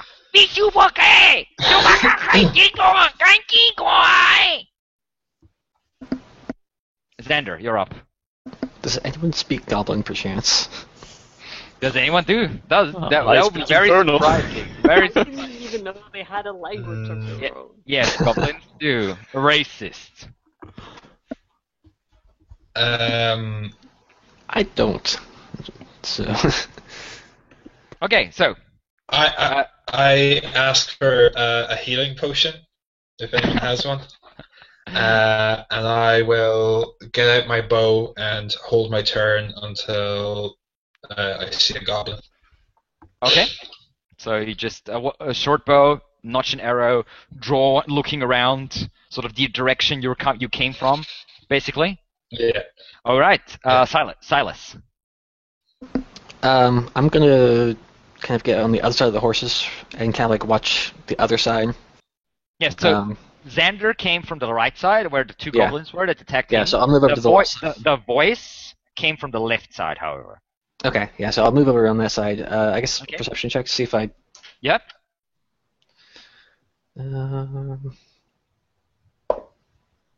That was cocked. It was like in the middle of my book. It's alright, just re-roll it. I should have left it. 6. The forest seems very quiet today. You see a forest. Yeah, it's You see a lot of trees. Goblins now. Silas, you now see 2 goblins pop up with short bows in hand, yep. and because you're the only one on that side standing there, everyone else looking the other direction, they shoot you. One of those guys is going to roll 4. Okay, that's a miss then. We were, A 2. You or had 2. Yeah, he's going to roll 2 plus whatever, so it's a miss. Yep, that's a miss. 2 Yeah, plus fortunate. 18, that's a 20. Yeah, he misses you by a mile as Yeah. you remember the flash, that omen that you had in the morning. You duck, and the goblin arrow flies past. Second arrow, it also misses. As your armor class is, I believe, 13. 13. Yes, just barely. The arrow streaks past your shoulder, touches your clothing, and rips a small tear in, but without touching your flesh, and hits the ground behind you. 2 more goblins pop out the other side, and someone held their turn. I think Xander, right? You held your turn? So you can take a shot as 2 goblins. You think those must be the 2 that attacked you, but you're not sure because goblins all look the same. Yeah, pop up and with short bows drawn, but you're quicker than them, so you can take a shot. 14. No. The arrow hits one of the shields as the goblin just in the very last moment gets his shield up, stuck in there. And then that goblin will lower his shield and take a shot at you, returning fire. And with a natural 19 will very much hit you as the short bow arrow flies through the air and deals 7 points of piercing damage, hitting Xander in the arm. The other goblin will take a shot at Karga. Misses though. Oh, actually no. He hits. Your AC is only 12. And you take 4 points of damage as the arrow nicks your side. And they all disappear from view again. All 4 of them. Whoop, ducking down into the foliage. Fucking goblins. Fucking goblins. Okay, that was their turn. Kalifos. Yep. Okay. So, debating whether I should hold my turn or I should taunt them. I don't know. I don't know. Decide quickly. I'll hold my turn Okay. for when they pop out. Okay, Karga. Can I use a bonus action to give Zan a healing potion? Yes, you can. Okay, so I will hand Healing potion to the rogue. healing potion and my reins to Zan, Okay. Thank you. and I will step into the bushes, I guess, and try to approach a goblin. wherever Okay, so the you're fuck trying they to are. find them. Are you going right Yeah. or left? Whichever ones would be closest to me, I guess. Yeah, you didn't really see. The ones that so tried it to would be shoot at me because Yeah, fair enough. Yeah. Okay. Perception check. You jump forward, looking around, but those little buggers are nowhere to be found. Hey, that rhymed. Yeah, I know. That was Was that an action or just my move? your move, I guess. You can still have an action if you want. Can I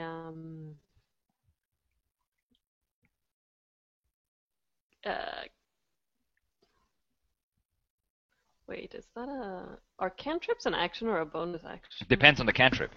Yeah. Okay. Most of them would be an action. Some of them are a bonus action. What cantrip are you I'll looking at? cast Produce Flame again, just keep it in my hand for now. Okay. Okay.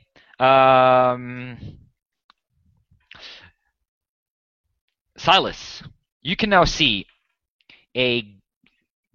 another goblin appearing, one that you haven't seen before.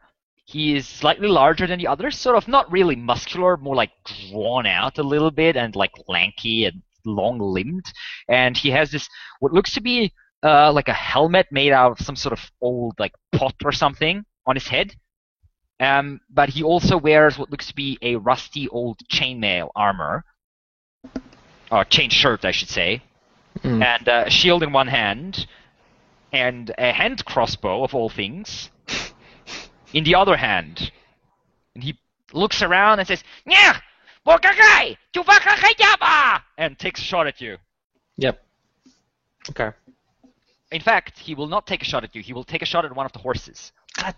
He aims at you and then shoots to the right, hits one of the horses in the side. Let's see which horse it was. It was Silas, your horse, in fact. Awesome. So your horse gets a bolt in the side, goes up, and starts running away. Do you want to try to hold on to it? You're still holding the reins, technically. Yes, I'm holding on to that damn horse. This is Give me not going to go well, though. Give me an athletics check. Oh, good.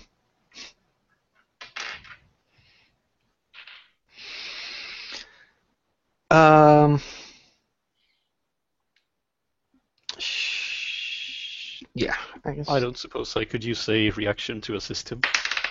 Nope. Okay. 4.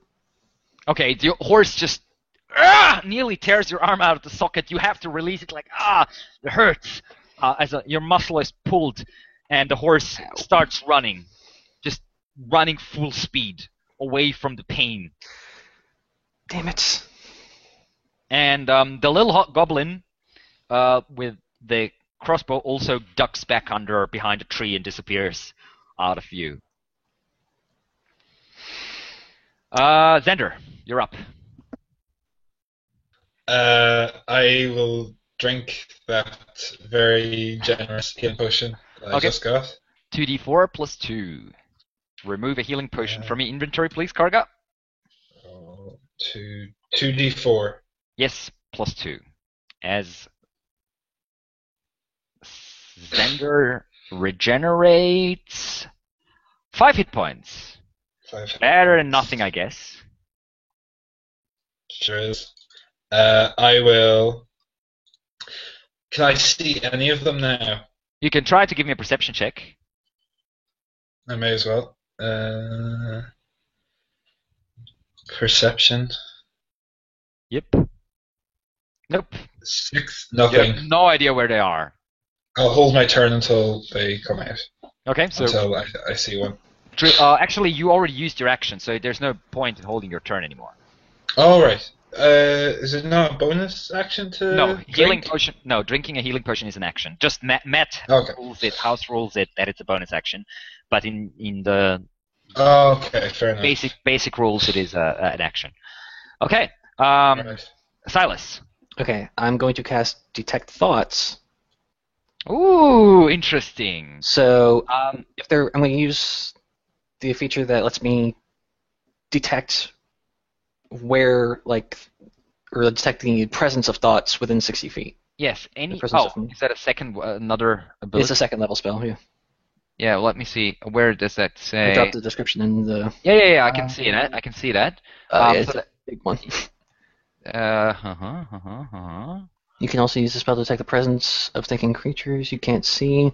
When you cast a spell... You can search for thoughts within 30 feet of you. Oh, within 30 feet. Okay. Yes, you can't detect. Okay, they have more than 3 intelligence. Okay. Yes. So you detect the thoughts of obviously your companions and 5 goblins in total. 2 of them, actually 3 of them more or less in front of you, and 2 of them somewhere behind you. You know now where they are. I mean, you can sort of feel them. Oh, hey, we lost our GM.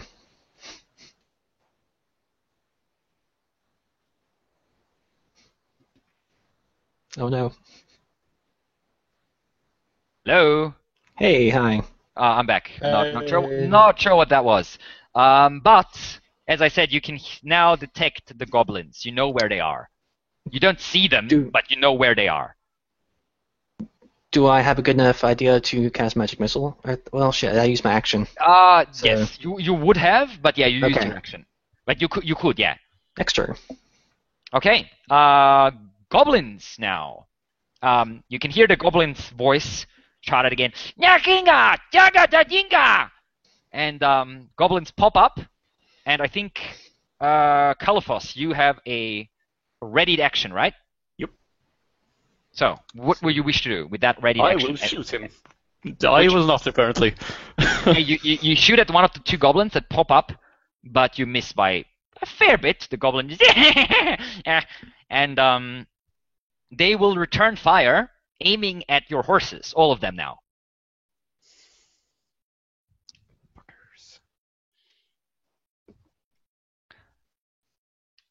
And 3 of them will hit, so every horse is hit once.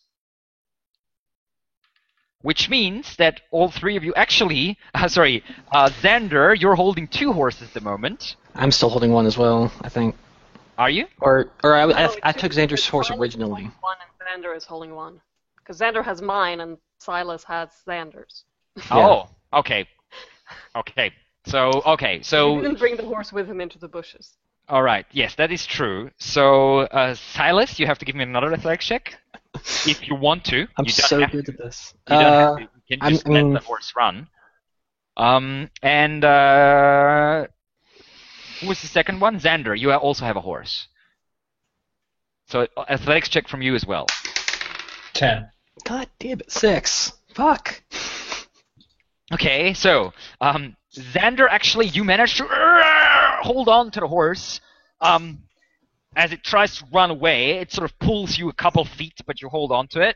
But Silas, you're concentrating on your spell, and the horse is just out of your hand and just starts running off into a different direction.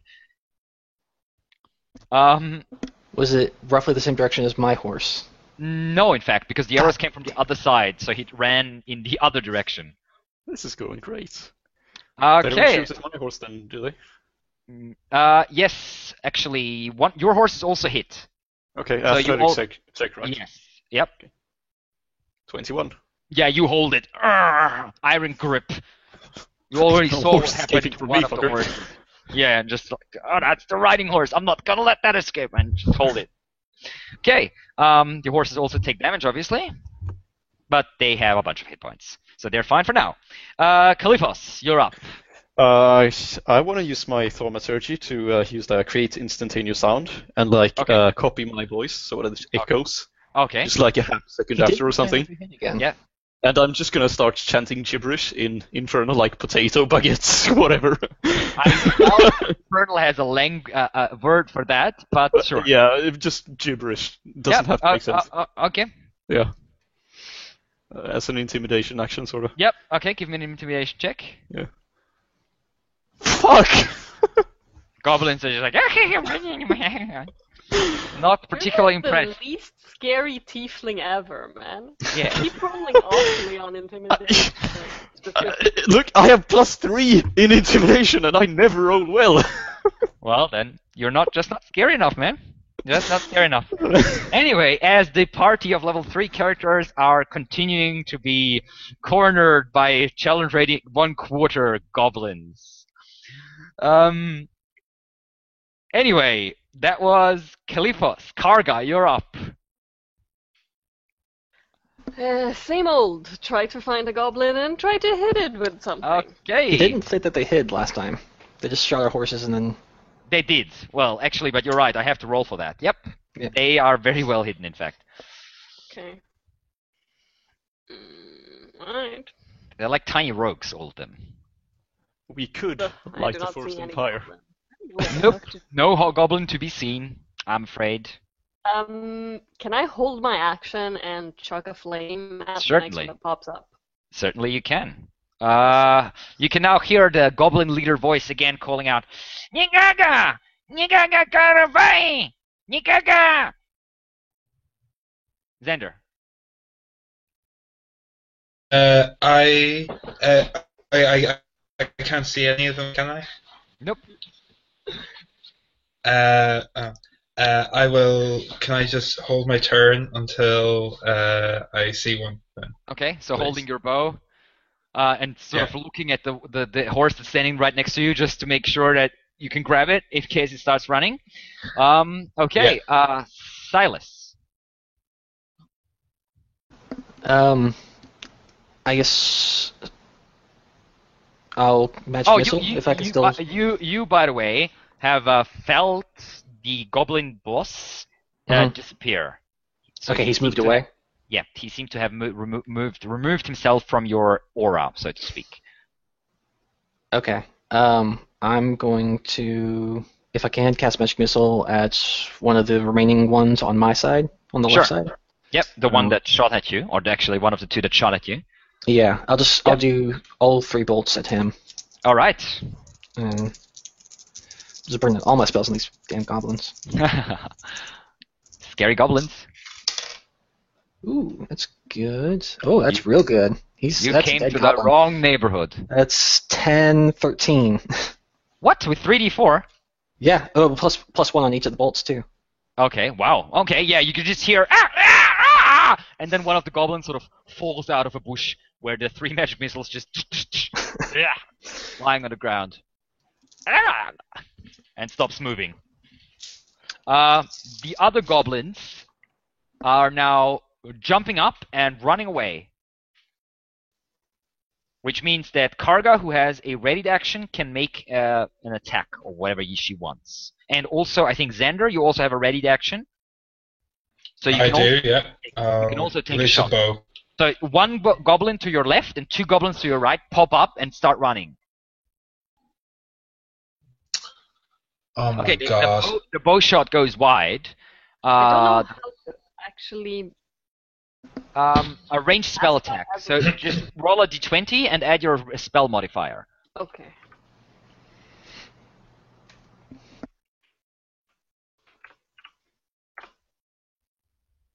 Nope. The flame whoosh, hits the ground next to the goblin, who just and continues running, and they all disappear from view. Anyone would like to give chase? Okay. No, I don't think Look so. at those horses. So you just hear their footsteps and their voices disappearing in the distance, and then everything goes quiet again. Do we want to split up to go 2 of us get each a horse, or stay together? I think Does anyone have anything precious in the horses? That's the I imagine. With the horse? good. That's the good Yeah. question, in fact. I- Yes. they I probably imagine I couldn't have had gotten stuff. far in the thick brush of the forest, so we should Yeah. probably search for them. I imagine I had a decent amount of my, like, just general equipment on the horse. Okay. Can I Is roll it survival anything to that try and we can't find them? replace? All of this money. I can say no. Well, your money's Yeah. on your person, but Yeah, money's on first. Yeah, everything larger. I don't know what you had. it's probably gonna be like most of my stuff, like my torches and rations and stuff like that. And Yeah, that's most likely gone because that's not. You're not carrying that on your Yeah. on your body. Alex, I will- how close was I? How close So- was I standing to another horse but mine? About I'd say 10 feet ish. Okay, so yeah. I had. Then I also Just only two- fucked up once. So Good. 2 horses have disappeared, which means Karga's horse is gone, right? And Silas' horse. Kargas? Oh, sorry, no, is it Xander's? So No, Xander's I horse? think it's Xander's and. Oh, okay, Silas's. Xander. Yeah, that's right, Xander's horse. Xander's horse And both the remaining horses have arrows in them. yes, they Or do. just one? Yeah, I have a Yeah. healer's kit, so I'm gonna start tending to that. Yeah, I was gonna do that as well. Okay. It'll take you a few minutes though, if you do that. We are probably the best trackers in the group, aren't we? Hmm. So maybe these 2 should stay behind. Or we should. Wait, are we going to look for both horses? Sorry. Yeah, 2 should stay behind and 2 should look. Or we could just go 1 good tracker and 1 bad tracker in either party. So we're not sending people off by themselves. Or... Yeah, I suppose. But then we'll have to pull the horses along, True. and we need some way to find each other. Okay. I vote we forget about the horses. We keep going on our way, and if we find one, we all well and good. But We should I can keep live with it. Should keep a lookout for tracks Okay. and Well, maybe for one of the some- horses, which would have been so that would have been Xander's horse, Yeah, Xander's horse ran off eastward, and Silas's horse ran off sort of southwest-ish, Well, that's the way we're heading. So more or less. Yeah. yeah. Wait, so mine ran off in the direction that we're headed? More or less, not perfectly, but more or less. Alright. I can live without mine. We could just look for it. Someone stay behind, follow the river, and someone else goes off and looks for it, but doesn't go farther than when they can stop hearing or seeing us. That's not very far. You can only maybe walk, I'd say, 60, 70 feet, and then you stop hearing and seeing the others. Unless you're like shouting, obviously, full on. Well, the goblins probably already know we're here, so. Yeah. Do we want to take a short rest real quick? Let Xander patch himself up a bit? You can certainly do that if you want, yeah. Or do you guys want to keep moving? I mean, if we do a short rest, we give. We've already talked enough. The horse is probably already gone by now. Never mind. We can do a short rest. Yeah, if we do a short rest, I'll just try and patch up the remaining horses with my healer's kit. Yeah, I'll do that too. Are you taking a short rest? Yeah. Okay. Sounds like Yeah, it. yeah. I'll assist Karga with the patch. Xander, do you want to roll some hit dice? Sure. Alright. Roll however Okay, many but- you like to have. I'm going to take 2 spell slots back with my recovery. Just Alright. two first level spells. Certainly. So- What's your constitution modifier? Just a +0? Xander? Yeah, +0. Alright. So just straight up. Roll 6. So 8. Is there any? What's the benefit to holding on to them? Well, if you take another short rest later day. yeah. There's You no also- You also real may benefit. regenerate half of your hit dice, I think, when you take it long. Yes, also Yes, that. yes. Okay. Half your hit dice are regenerated every long rest. Okay. Do I need to roll anything for the healer? No, that's alright. The wounds are not very deep. You can pull out. Do the healer's kits, like, is that expended now, or? Not really. The wounds are not. I mean, eventually they will be expended, but they have like 10, 12 uses or so each. So we don't need to be super careful about tracking that. Cool. I'll just eventually will be. I'll eventually tell you, okay, it's running low now. You should be looking at something. Give me an animal handling check, however, just to see how well you handle the. There is such a thing in D&D, right? I'm not making this up. Yeah, excellent. Okay, yeah, 14 is good enough. The horses are a bit skittish after the violence and all that sort of stuff, but you calm them and you stroke their nostrils and you like remove. I mean, the arrows are not stuck in them. They didn't do enough damage for that. It's just like cuts and small slashes from the arrows. So you clean that with water from the stream and you like patch it a little bit up, and the horses are good to go. While the rest is just breathing and or meditating, depending. And Caliphos is just keeping watch with his crossbow.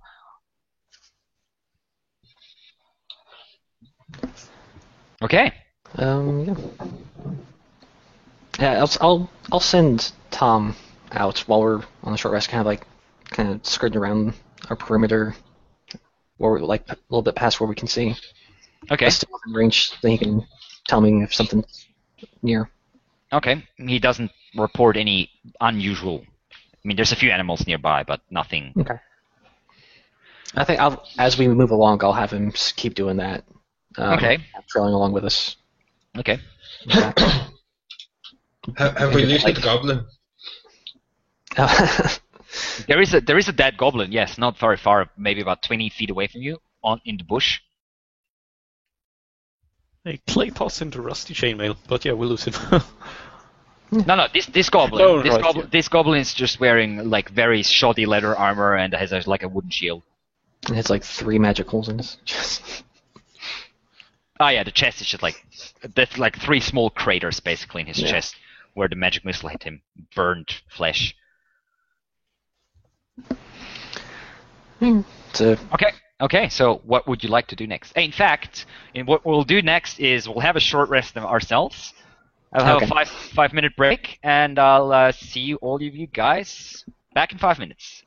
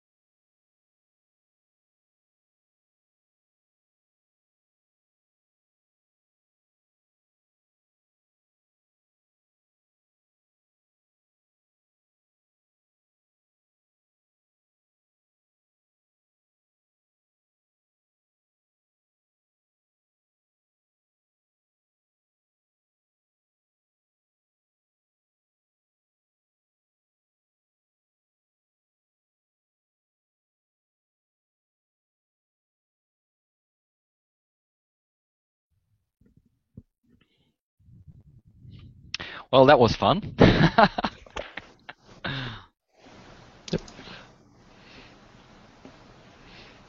Freaking goblins, man. And that, dear YouTubers, is how you make a very low-level opponent dangerous even to a slightly higher-level party. Yeah.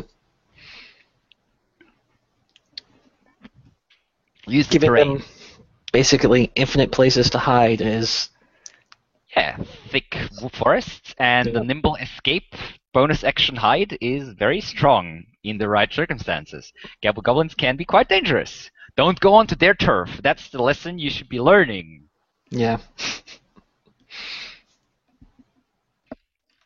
Hello. Or just burn everything down. Area of Yes. effect. Every area of effect doesn't care about hiding. You had grease on the ground. There was a perfect opportunity to burn everything down.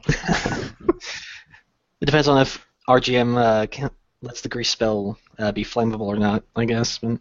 Not necessarily. I don't see why it should be flammable. Yeah. I mean, not the oil is not the only substance that Right, sort right. of. That's slick. Yeah. Yeah. Yeah, exactly. I see it more like some sort of magical slime as such. Yeah. That's fair. That's probably how I would roll it as well, honestly. Anyway, let us continue. So, you had a short rest. Yep. You've been sitting around an hour or so. The forest around you has been mostly quiet, but now coming back to normal because the violence has passed. And yes, 2 horses are patched up, and 1 rogue is also patched up. Somewhat. Can we ride the rogue? I'll probably let somebody else hold my horse so I can take the lead more easily. To I will find let someone stronger hold the other horse. Well, the problem is you don't really. Also, if someone stronger holds the horse, they probably roll at a disadvantage for both horses, which wouldn't be good at all. Yeah, they do. If you have to hold both I horses. can keep my horse. I Or, well, I will be I can looking hold on out to one if for you need to. other horse prints, though, just in case we happen to see. Yeah, I'm definitely going to be... I'm going to be listening for any sounds of a hurt and scared horse. Okay. Okay. I think we're all gonna do that. Okay. So I'm not going to go like off the trail or off our path, but if I Okay. can hear it, then... Okay. All right. So Karga, give me a survival check as you're taking the lead again. 16. All right. You don't find any horse tracks except for the ones that you have seen at the start, obviously. So you figure the horses must have kept running for at least a couple hundred yards once they were hurt, or maybe the goblins chased after them. Maybe some other creatures showed up. You're not sure, but they don't seem to be showing any signs of coming back anyway. You do, however, manage to stick to the path quite well, even after you leave the little stream behind. You would say that you should be able to leave the forest in maybe an hour or 2 at the most. It is slowly getting dark, but there's still a decent, like maybe 2 or 3 hours of daylight, all in all. However, you keep walking through the forest, and then all of a sudden you come out to a small clearing, only about maybe 20 feet or so wide, vaguely circular in shape. But in the middle of that clearing stands a stone, a menhir, which is basically a single standing stone, slightly spiky at the top, maybe about a good 15 or so feet high. Any markings on it, or? Yes, indeed. The whole thing is carved with intricate designs that look like some sort of vines or something, and that are sort of carved into the rock that look like vines that have been wrapped around the rock. Basically, it is quite well done. Whoever did carve this. Smooth sides? Mostly. I mean, the carvings are in there, so they're not Right. super. But Sure, yes, right. But otherwise, all in all, they're yes. pretty smooth. Yeah. Okay. Any like writing, or is it just the? Not as far as you can see, no. Okay.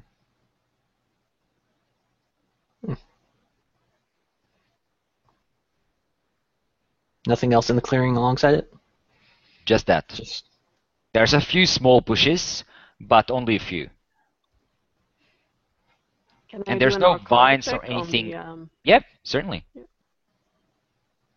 On the clearing itself, as you reach out with your mystical senses. 22.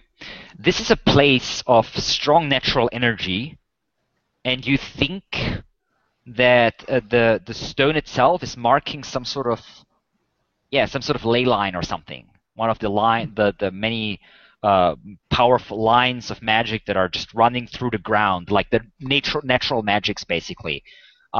The stone itself doesn't seem to be holding any magic as such. It's just it seems to be a marking stone or something along those lines.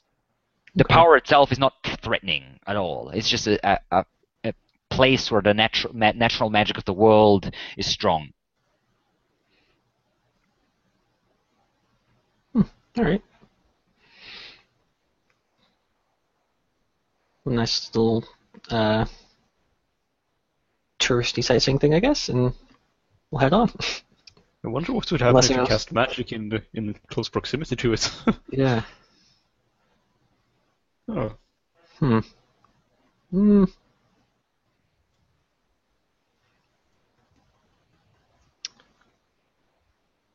I don't know.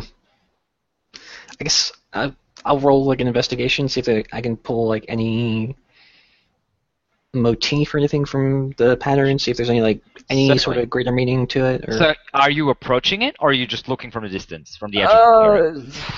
I'll go within 10 feet. Okay, so you step out. Nothing happens as you step out into the clearing. Okay. That's going to be a 23 Okay. for investigation. You're not sure, but this rock looks very old. Very old, maybe hundreds of years old. Mhm.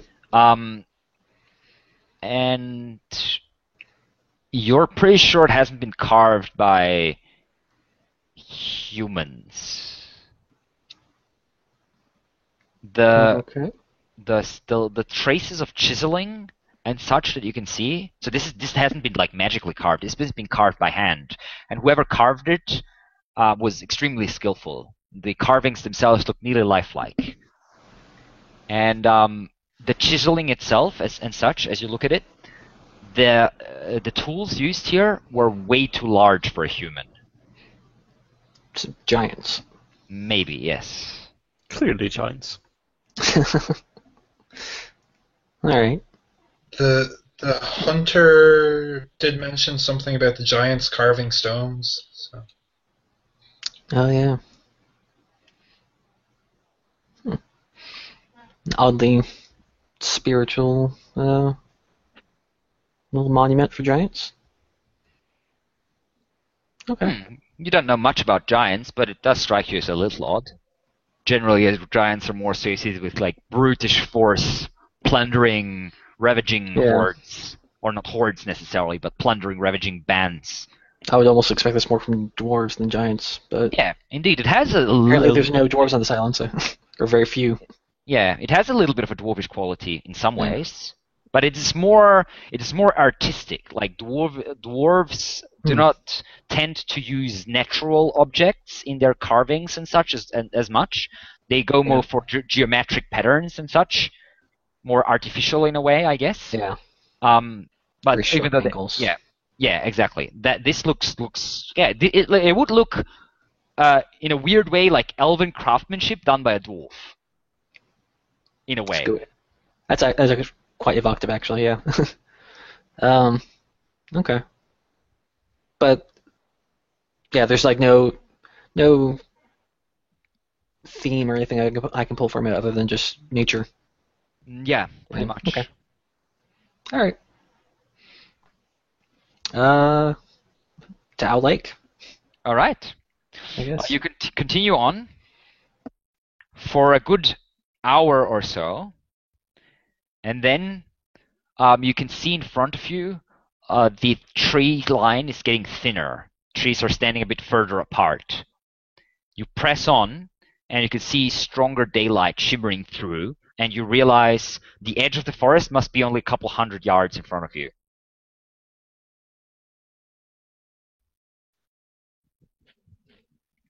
You continue onward, and soon you can see the edge of the forest itself, and on the other side of the forest, what looks to be, as the forest, the noise of the forest recedes and is left behind you, what looks to be a very large lake shimmering in the late afternoon, early evening sunlight. The sun is just about to set, and you can see on the other side of the lake what looks to be still probably a good 2, maybe 3 hours walk from where you are, stands a village very close to the lake shore. The lake itself is, as I said, very large. It's several miles long.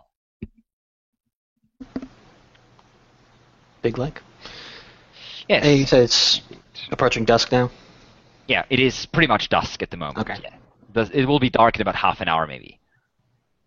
Yeah, the lake's probably about maybe 2 miles wide and maybe, I'd say, 5 miles long or so. Okay. So it's a fairly large lake. You want to press on? Try to get in there before it gets too late? Yeah. Okay, so you're keeping your hands on the reins and just pulling the horses behind you, I guess? And just slowly walking. The question is, which side of the lake do you want to go walk on? Are you trying to walk on the left, so to speak, from you or on the right? The right side is the one that's closer to the hills. You can now see for the first time the broken Are peak. we at that northern corner there, or are we like at that exactly. corner here? You came out like here, Okay. basically. Let's So you must have sort of gone a little just bit. take the shorter distance. That would be on the northern side of the lake, sort of Yeah. the northwestern side of the lake. You can see the broken peaks now. The first time close up. I think we should go to the south because monsters are probably more likely to be in the peaks than out on the plains. Well, if we go that way, we're gonna have to like go backtrack around that far corner, and we'll be out for longer and later. Yeah, probably take you at least half an hour longer. Half an hour isn't much. All right. How late into the day is it? It's dusk. About half an hour before daylight, before the sun goes completely down. So the sun is already disappearing on the horizon. Should we take the shortcut then?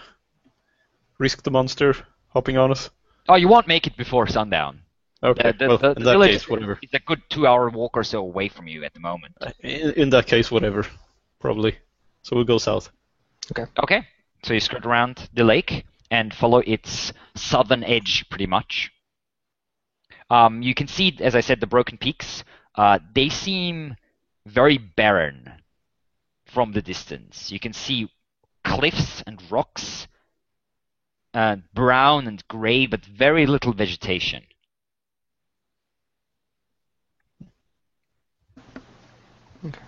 The area around Owl Lake itself, around the village, in contrast, seems to be quite healthy. Vibrant colors in the setting sun, and what looks to be very large fields around Owl Lake. I'm guessing not a whole lot of people still out at this hour. No. You can see a few movements in the distance, but that's pretty much it. It looks to be small herds of like sheep and goats being herded into the village. Any roads or anything near the no, lake or over there? As far as you can see, there is a road leading from the lake, or actually from the village to the lake. But the village like itself that's like 200 yards or something, or not even. I'll light a torch so it doesn't look like we're trying to skulk around. Good idea. You can also see there seems to be like a small harbor type of thing, like basically a couple wooden buildings on the very edge of the lake with like a few wooden piers into the lake and a few boats like pulled out onto a little what nearly looks like a beach, basically, on the southwestern edge of the lake, facing the village. But there's no one there at this late. You walk around the lake, you approach the village, and you can now see the village in more detail. Seems to be that the greater part of the village is made of wood. There is a tall wooden wall surrounding it, much like the wall you saw at the hunting settlements, only here much larger, obviously, because Owl Lake is at least 6 or 7 times the size of one of those settlements. So you figure it must be about between 200 and 300 people living in this village. The gates of the village are closing, from what you can see in the distance, and you won't make it in time. But the village itself is lit up quite heavily with a lot of lanterns and torches after sundown. So even after dark, you can still see it in the distance.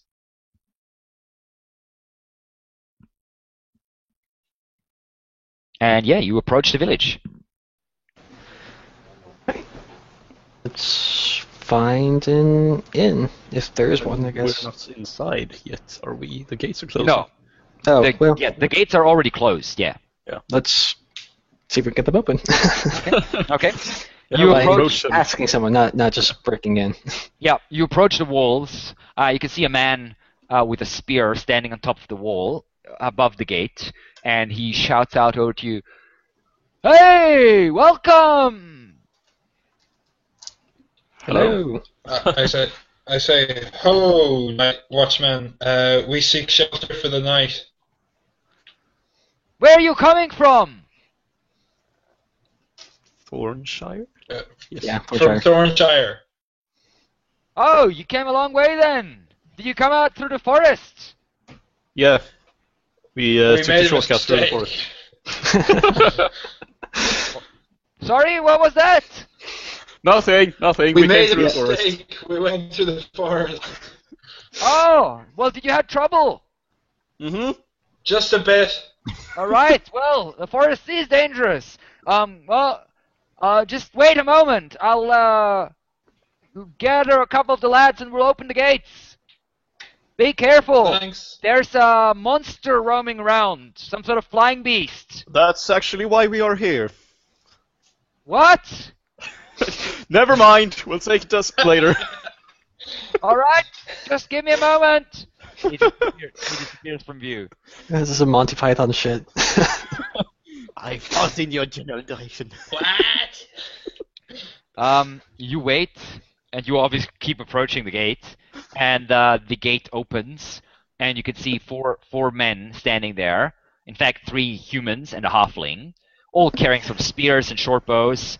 As we're waiting on the gate to open, I'm just going to the rest of the party and be like, maybe we don't lead with the Baron going forward, like saying that we're here for him, because I don't think we've gotten a good response to that at all. The Anytime huntsman we've didn't mentioned seem him. that bothered by it. Huntsmaster, sorry. Yeah, Yeah. he didn't seem like, well, we've gotten indifferent at best responses to that. Maybe we just say that we're here to help Oh, and leave it sure. vague. Sure. Okay. If, Sorry, go ahead. if we don't push the notion that the island is newly acquired, we'll say that kind of maybe he's taking an interest in protecting his, that like people don't really know that it's newly acquired. They didn't Right. know who was in charge before that. So I would say just maybe that we go for we can say we are from the Baron, but that we're Definitely push the just here to push go. the like here to help part, Bothering them not up. so much the Yeah, he's your new leader part. yeah, exactly. Yeah. Okay. Us. The gates open up, and you can see 3 men and a halfling waiting for you. They look a little bit mistrustful, but not too much. They are mainly looking at Calyphos, as you are already used to so far. I smile very brightly at them. And the guy who you already talked to from on top of the wall steps forward and says, "Well, welcome to our lake. If you're looking for a place to stay, there's only one tavern here, the Snoring Eagle. It's just down the road. Sorry, the Snoring Eagle or the Soaring Eagle? The Snoring Eagle. Majestic name. It's the best tavern, well, the only tavern we have, really. But it's very good.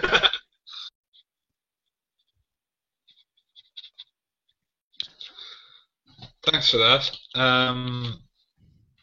Yeah, just Well- don't make any trouble. And it's probably best if you're not out after dark.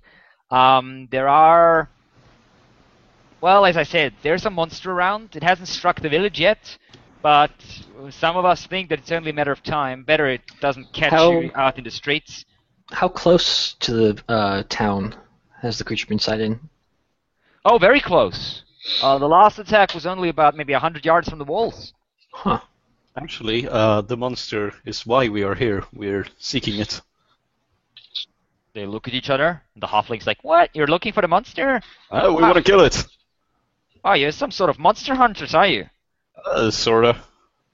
Well, I mean, there's probably a few people. He looks around. Do you like the other guys are nodding? There's probably a few people in town that would be willing to pay you. You could try old Stoutarm, Elsire Stoutarm. That is. He's one of the richest man in town. We met one of his traders on the way here, actually. Oh, you would have, yeah. Would have. Yeah, some slimy bastard. Belric, right? Yeah, that'd be him. He's alright. He's alright. Or you could talk to the mayor. I mean, she owns the inn, so if you're going to the inn, you might as well talk to the mayor. It's her inn. Excellent. What's her name? I'm sorry? What's her name? What's the name of the mayor? Shaley. Shaley Two Streams. Spell that, please, in the chat.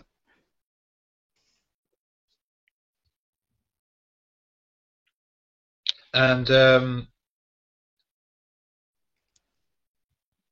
Thalander? Am I pronouncing that right? They're closing the gate now behind you. Two of the men are like pushing it closed. Thalander, he's the head of your militia here, is he? Lars, yes. Lars Falander. Yes. Yes, he's the head of the militia, yeah.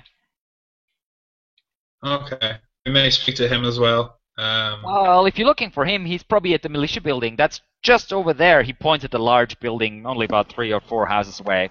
Large wooden building, heavily lit. We can call on him in the morning. Yeah, well, whatever. Yeah, just be careful when you're outside, or you might find the monster sooner than you would have expected, says the guy from the gate. Do you actually ever talk to the Lars guy? Sorry, so what you was could that? leave us a message for Oh, him. you're talking to the... Okay. Yeah. To the guys we're talking to right now. Oh, you're talking... Sorry, I thought you said you said talking to the party. What did you say? Did you ever speak with Lars? Yeah, of course. He's our leader. We Could just you speak tell to him every day. you want to speak to him in the morning? Sure. I'll let him know. Thank you. We'll be staying at the tavern. If it's convenient for him. Of course. Well, I mean, security of the village is his main concern. So if you're here to help, I'm sure he's gonna have a word with you. Excellent. I'll let him know. Thanks. We head to the tavern, Okay. I guess. The Snoring Eagle Tavern turns out to be a quite decent-looking place, mostly made of wood, but quite well made. An older building, very well preserved, however, with a small roof, sort of veranda-style thing in front of it, with a few nicely carved columns holding it up. And there is indeed the picture of a sleeping eagle. Actually, the eagle is sleeping on a pillow, with its head on a pillow, lying on the side, on the sort of a wooden board swinging gently above the tavern door. And you can already smell the smell of some sort of fruitcake, if your nose doesn't betray you, if your nose doesn't deceive you, coming out from the windows. And you can hear voices from inside. It's very, very brightly lit. There's a lot of light coming out of the windows. There's still a few people on the streets, but not too many. And you do see that there's most of them are armed. They seem to be ones you see. Most seem to be members of the militia, halflings and humans. From the looks of it, you'd say about 50-50. Halfling human is the population of this village. There's quite a lot of halflings around. I guess can we find a spot to tie up the horses before we head in? You can. There is a stable, and a young halfling takes your horses, and just says, "Please take it up with the innkeeper." Or when it comes to your payment for your horses. Will do. Okay, so you walk into the inn, and you are greeted by a lot of noise and smell. It is quite a lovely place. Yes. How many people are... There's at least a good, I'd say, 30 or 40 people in here. Okay. Some of them look around as you enter, give you like a second, some even a third glance. And you figure visitors are not necessarily something that happens every day here, but Sure. no one seems too suspicious or too sort of hostile towards you. Alright. We'll head up to the bar then, where the barkeep is. Yep. The innkeeper is an older halfling woman with sort of grayish red hair tied in several buns behind her, like hanging down onto her shoulders. She's dressed in very simply, but seems to have several golden rings that look quite expensive on her hands and fingers. She looks up as you walk in. Oh my. You look like you have traveled far. Welcome. Please sit down. She points to a couple stools at the bar. Take a seat. Well, welcome to Owl Lake. Thank you. We were looking to stay the night and take some dinner. Of course. Sorry, maybe I zoned out. Did we give our horses to somebody, or do we still... Yeah, the two horses are in the stables now. Okay, I just Yeah, zoned we out. didn't bring and him then I into went, the bar. Did we bring the horse into the tavern? That doesn't seem very nice. Yeah.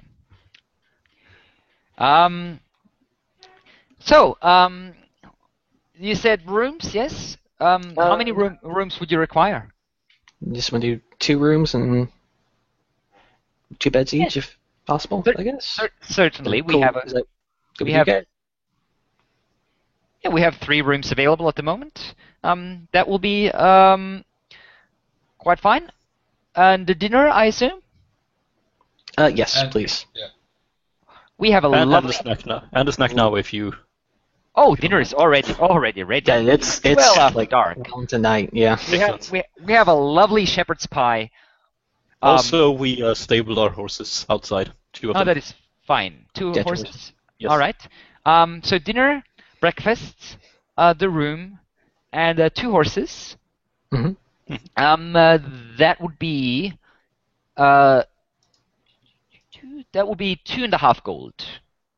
I'll front it. Okay. But your time to pay now. Shit. Excellent. Well then, pick a table or stay here in the bar if you wish. I'll have your dinner quite ready very soon. And she just nods to one of the younger halflings, a human, like a male halfling standing there. See to it, please. He just gives a small bow. Yes, mistress, and hurries off to the kitchen. And the innkeeper turns back towards you and says, forgive me. Where are my manners? My name is Shaley. I am the owner of this nice little house. Welcome to the Snoring Eagle. Thank you. I'm Silas. These are my companions, Caliphos, Xander. Karga, and Xander. Yeah. We're in town. We're on the island to kind of help, kind of clear out some problems, help, and kind of make life a little bit easier for the inhabitants.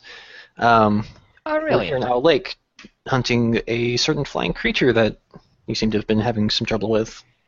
Yes, a nasty creature. Luckily, it hasn't killed anyone yet. I heard But it has Mangled someone pretty badly. Yes, poor Paulie, one of the shepherds. Well, he should have known better than to fight back against such a creature. Some of the men are a bit pig-headed. Yes, Paulie is his name. Anyway, while we are waiting, can I interest you for some wine or beer? We have very good local beer, in fact. I'll have some of your beer. Thank you. Okay, I'll try some. Me Of course. as well. So, beer for everyone? Yeah. Certainly. Yeah. She snips her fingers, and you can see 4 mugs of beer shoot up from behind the bar, land next to you, and there's already beer in there. Arcana check. Just like, yeah, she definitely used magic. You see her twirling her fingers for a moment. All right, I'm gonna see. I know. Obviously, some conjuration shit, but it's gonna be 24.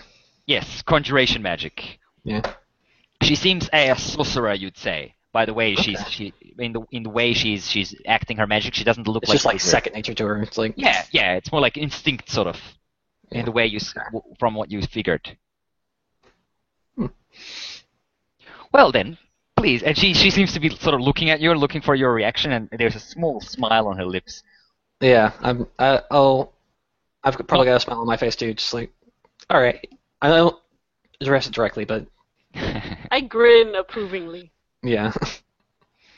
Forgive me, I cannot help but showing off every now and then, especially when Sure, I have new customers. Absolutely. Any other tricks that you know? Well, a few. Nothing special, but I have picked up a few things.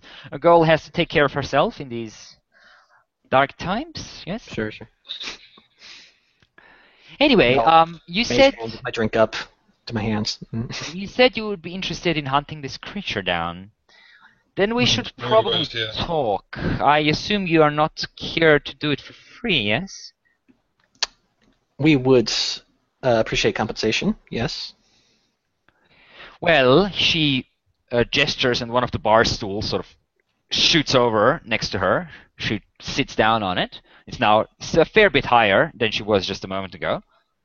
And she leans forward and says, "Well, you might or might not know, I'm also the mayor of this little village. I know. So, its people are obviously my responsibility. If you would be willing to assist our head of the militia in killing this beast, I would be willing to pay you quite handsomely for this. I would say 50 gold per head. Per head of the party, you mean? Yes. As opposed to. Okay.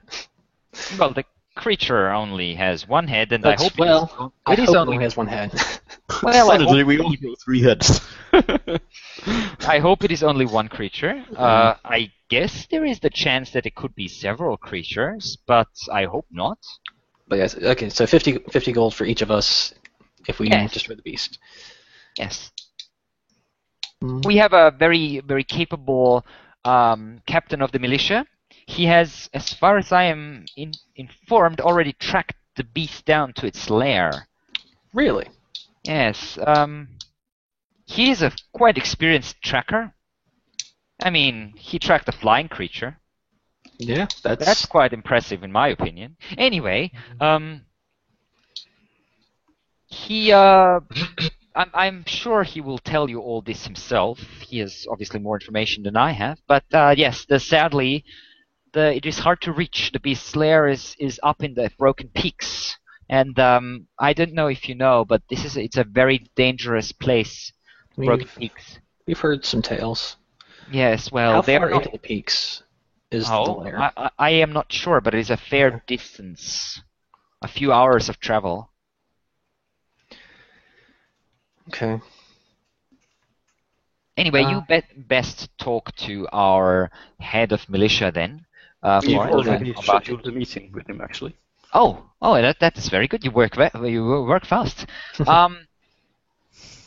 Well then, I hope you work it out with him. And she looks around. Enjoy your evening for now. Have a drink. Have some food. I'll send you some of our raspberry pie That's very generous. Thank after you. dinner.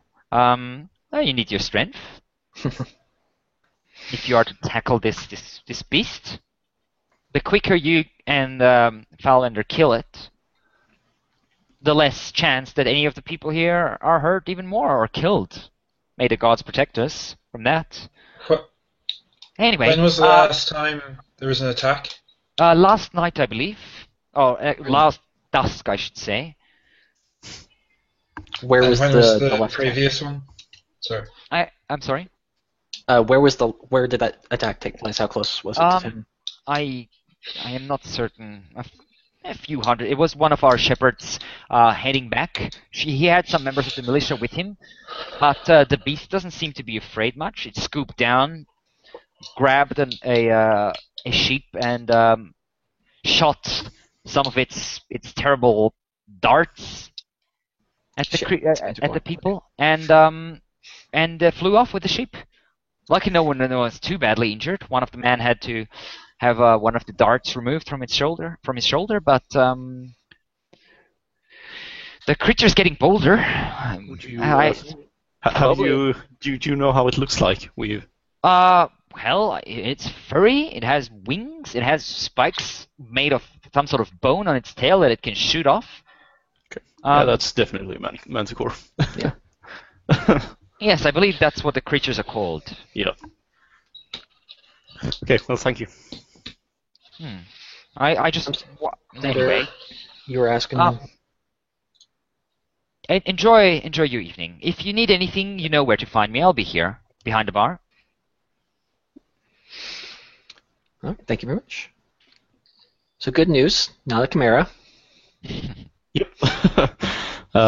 We should also find an empty table, so we're not at a bar. Yeah, you can find an empty table. There's a few. There's not many empty tables left, but there's like 3 or 4. Okay. All right. I don't think there's too much special about a chimera other than like it flies. It's got the tail spikes. I don't think it has any poison or anything. So we should be okay on that front. I don't think we'll have to do like too much special preparation other than figuring out how to deal with it flying. Well, we've got 2 magic casters and the rest of us have ranged weapons, so it shouldn't be that big of a problem. Hopefully. Let me see.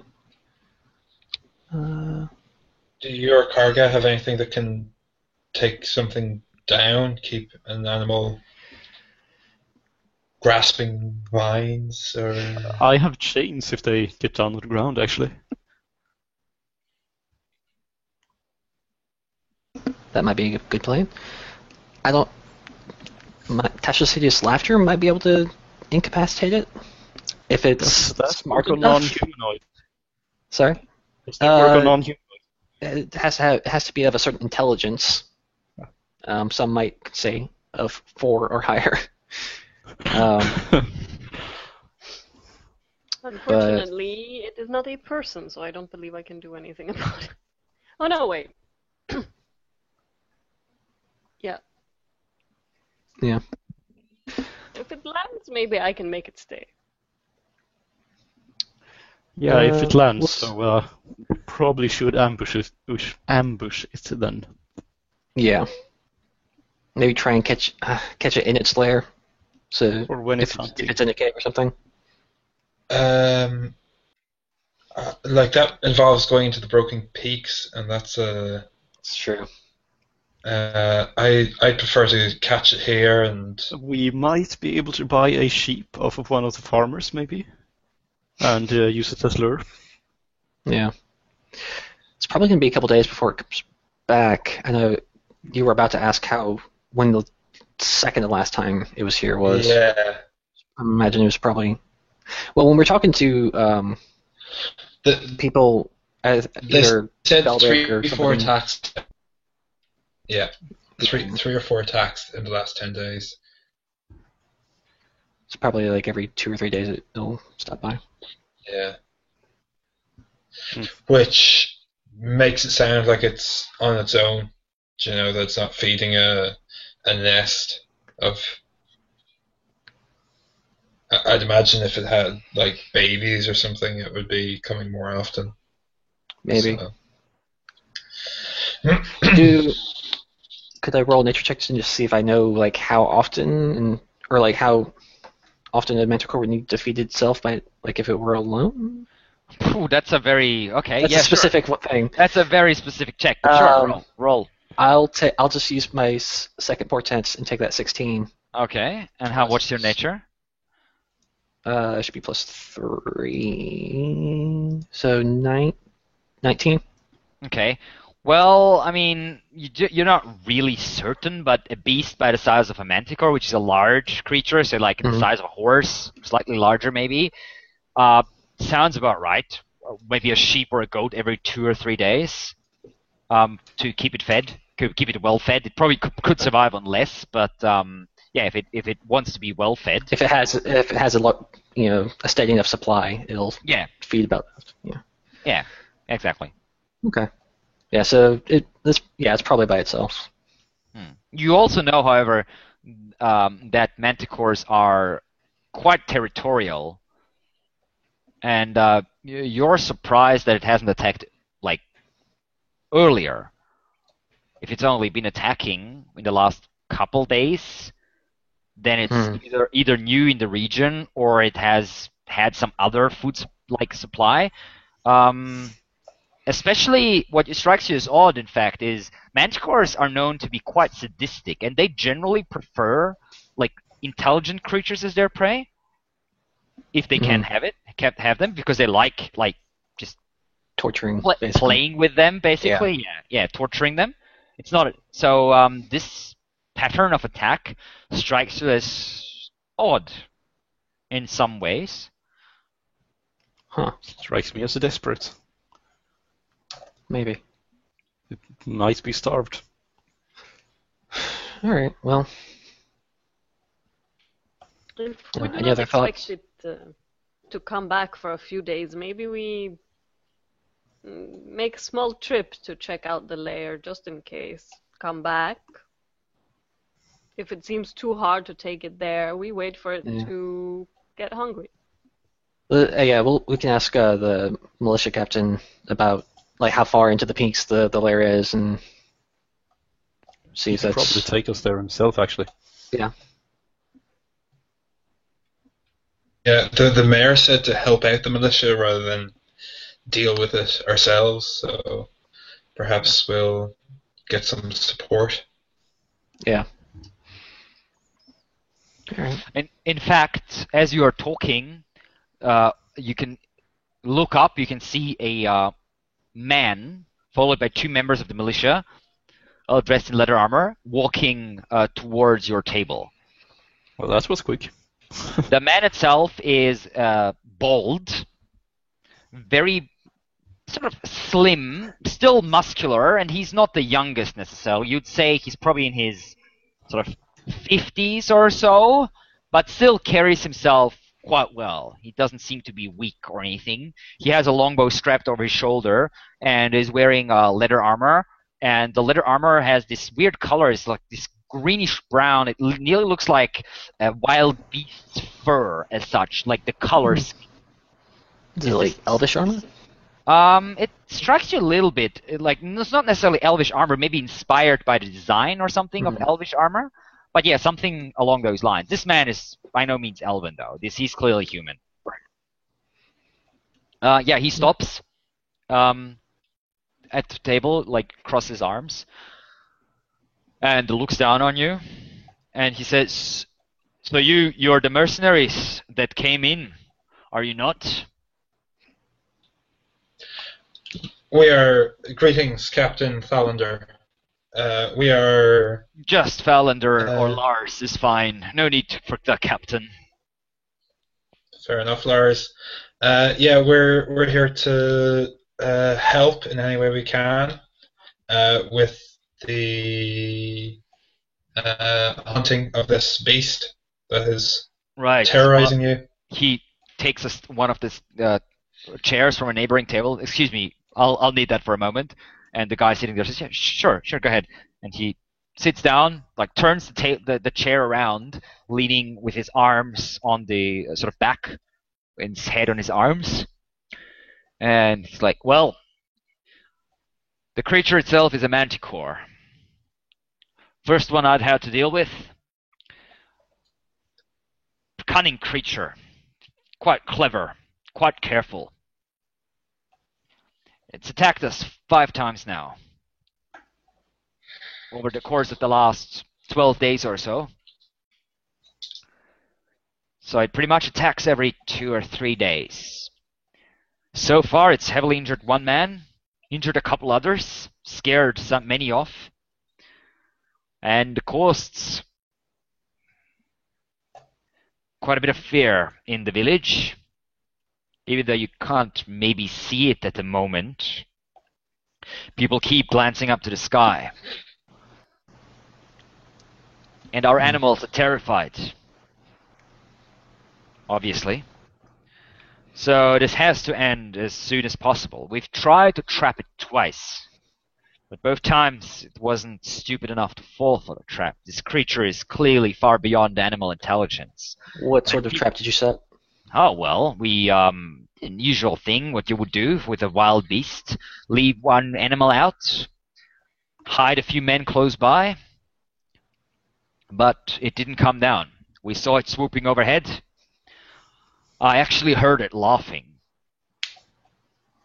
Fucking hell. And it flew off. It's clever, that one. Alright. You found its nest, yes? Yes, it is up in a cave in the Broken Peaks. I managed to find it, but I myself am not strong enough to take it on.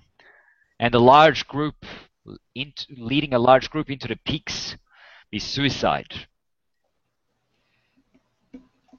What about small group? Well, depends. I can... If you're willing to go up with me, we could try to attack it in its lair while it's resting. But the Broken Peaks are very dangerous. I don't know how much you know, but the living dead are wandering around the peaks. Many of them, hundreds maybe thousands in the whole of the peaks.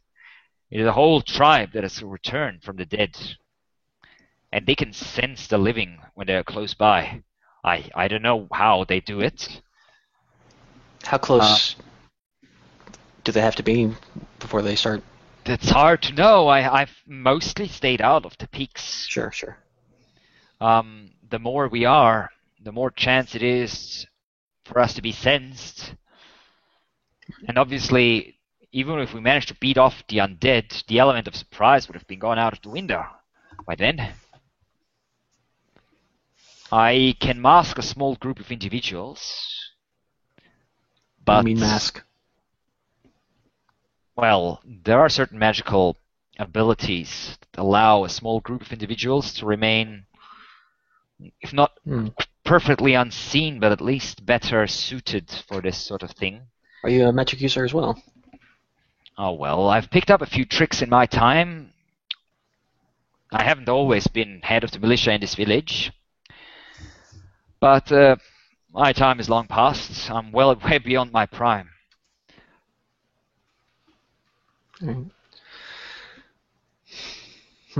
So... Could you lead us there? I could. Would be a dangerous trip. You've been to the lair, right?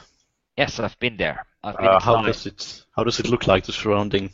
It's a cave. Oh, the area, the hills themselves are barren. There's nothing growing there. Nothing like jagged. If it picks us up, throw us onto something jagged. Oh, that would be very bad. Yeah. Lots of that around, I assume? Yes. Lots of rocks and cliffs as such. Probably not a good idea to engage it in its lair. Oh, the lair itself is a cave. Oh, Won't yeah. be able to fly much inside. Yeah, inside the lair would probably be best then. Yeah, so Do you know when it sleeps? Well, I guess it sleeps during daytime. So it's either catch it inside the cave in its lair, or try and find some way to trap it when it Well, comes yeah, out hunting. Yes, well, that's basically the two alternatives we have. So far, as I said, we haven't been managed to trap it. If you have an idea, I'm open for any sorts of suggestions. It's not easy to hide from a flying creature No. in the fields. We don't have much cover. And it seems quite careful. This thing sounds fairly clever, like, as you said. Yeah, it is. So I could potentially incapacitate it for a time, keep it on the ground. Maybe we can. Sorry. In magic, with magic, using magic. Yes. I see. Well, that would be helpful. I mean, So if I can knock it out, get it on the ground, what's the range of your magic? it has to be fairly close, about That's gonna be tricky 10 then. yards. Oof. Yeah. Basically, While you were there, did you see any outcroppings just around the cave entrance where you could attach something to, maybe? maybe. I don't remember exactly, but yeah, there's a few rocks around. The cave itself is hidden from view by a few jagged rocks. The creature can pass through there, but it's kind of like a tunnel entrance. I'm thinking we may want to block the entrance with some chains or nets or something when we go inside. Well, we could give that a try, but that would mean retreat is not an option. Well, If we block the exit off after us, I'm not. well, we're smaller than the Manticore, I would assume. Oh, well, yes, we are. It is a big creature. I haven't Exactly, seen we it up could close, but Leave some cracks that it couldn't get past, but we can. I guess so. Could give that a try.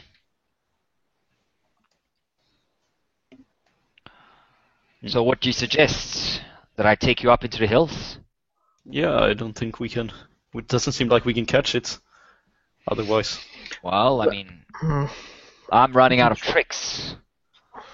We can try trapping it once, and then well, then it We would be expecting us.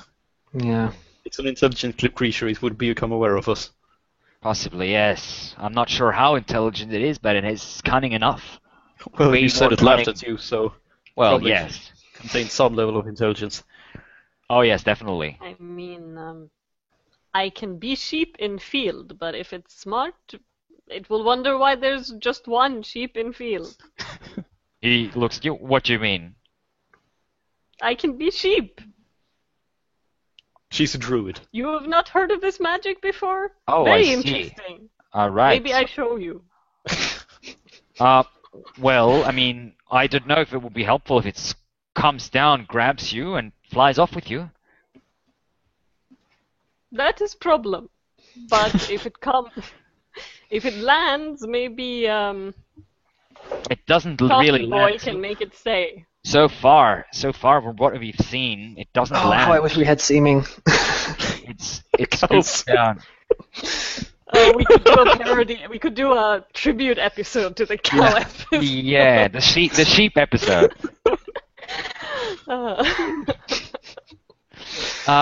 So far we haven't seen it land, I don't think. I mean, It just swoops down as close as it needs to. pretty much.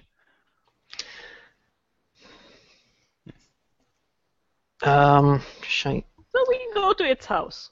Yes? Knock on the door. Okay. We could have Karga as a sheep, me as a shepherd, and the other two of you kind of not too close, but close enough that you can fire off some shots and then get there soonish. I don't think it will come down if it sees a larger group of people. Yeah. It's never Well- attacked more than 2 or 3 at one time. Is there any place like tree groves or anything around? There's a few small Near- groups of trees, but nothing big enough to hide a larger group. If it's just the four of us, there It should be. swoops down and strikes quick. We have no time to disable this. Well, that's where magic comes in. If it swoops down close enough to catch us, it comes down close enough where I can hit it. We're also betting on the fact that it attacks you and not one of the millions of other animals around. This is true.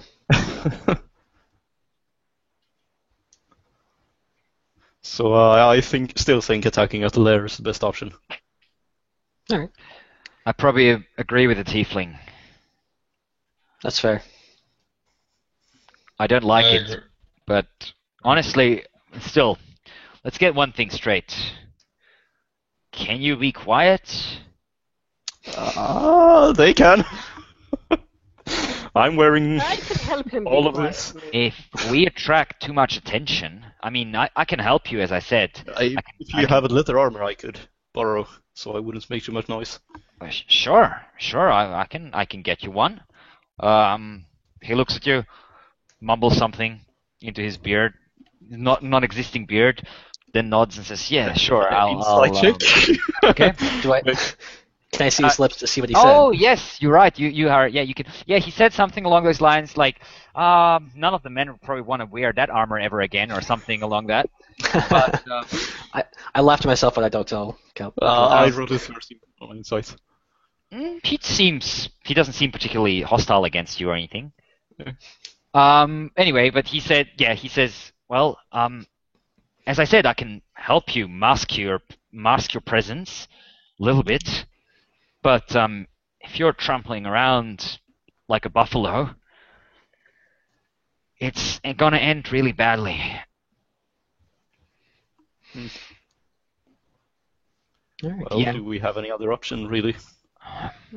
If we don't come up with a plan to trap it or catch it somewhere outside as it attacks, then no. And to be honest, my experience tells me that attack is always better. Always force the enemy onto the defensive, force them to react to you. So sitting here, waiting for it to come, it's not something I'd like to do anyway. Do you have some harpoons? Do you take us for a whaling village? Any sort of spears that can... There's no big fish in the lake. I mean, there's fish, but not fish that you catch with harpoons. Okay. Do you have a blacksmith? We have spears, of course we have spears. We have dozens of spears. Well, Would if we could get some barbed spears that would get stuck, we could attach chains to them. The creature is pretty thick-hided. You'd have to pierce its hide, and We're going to have to pierce its hide to kill it anyway. well, yes, but you have We'd to have get to do in it very in deep. melee and not thrown. You have to get in very deeply with the harpoons for Spears it can be to attach. Okay. I don't know if it's a. I mean, I could organize some nets. Ooh, That's Yeah. probably better than the. that would be good. Yeah, we already have a couple. In fact, I mean that was the plan. And when it lands, jump it, wrap it in nets, and then stab it to death. And Kalifos, you have chains. I have chains. They probably have more chains than I do, though. Yeah, maybe. I can organize chains, but we shouldn't carry too much. Sure. The more we carry, the less likely that is that we get to the cave unseen. It is a good 4-hour walk from the edge of the peaks to the cave. I mean, the manticore probably flies the same speed in half an hour or so, or maybe an hour, but still. All right. Well, So, at dawn, are you up for going? yeah. Let's go hunting. Sure, if you're up for it. And I suggest we all head to sleep. I'll let my men know in case we don't come back. I guess Is that there makes a potion shop or anything? Or any sort of... a potion shop. No, Yeah. no, we don't have that sort of thing here. Okay. The mayor is the only one with magical powers except for me in the village. And she's not a fighter. Right. Okay. I mean, I guess there's Quarrick, but he's not much of a fighter either. He was handy in healing some of the people. Oh yes, he's the local priest. Okay. Oh, sorry, she is the local priest. Okay. Just if we could get some healing potions, I at least owe Cargo one. Not sure if we have any in the village. That sort of Okay. magic is not necessarily something that is easy to come by. Fair enough. I'm gonna excuse myself from the table briefly. Okay. And go see if I can flag down Shaylee. Real You quick. can certainly, yeah. She's behind the bar, just chatting with some patrons. She looks up as you come up. Yeah. Well, I saw you talking to our esteemed head of militia already. You're forming a plan. Yes, we're thinking about setting out in the morning. I was wondering if this is a long shot, I'm sure, but if you had any tomes, scrolls, any like arcane literature, I guess. I don't use that sort of anything? thing. I'm sorry. Sure. I thought as much. Okay. Nothing Well, of that nature, I guess. I don't have anything. I mean, if you're looking for that sort of thing, best bet is probably the Light Tower Wizard. Light Tower Wizards? Yes. Yes, an older man living. Well, he's the keeper of the Light Tower. About I don't know, a day's and a half journey or so from here to the east. Okay. He's a wizard, as far as I know. He comes into town sometimes. He's a Interesting. bit of a weird fellow. Prefers to stay for himself, but he comes in for provisions about maybe, I don't know, once every 2 months or so. Okay.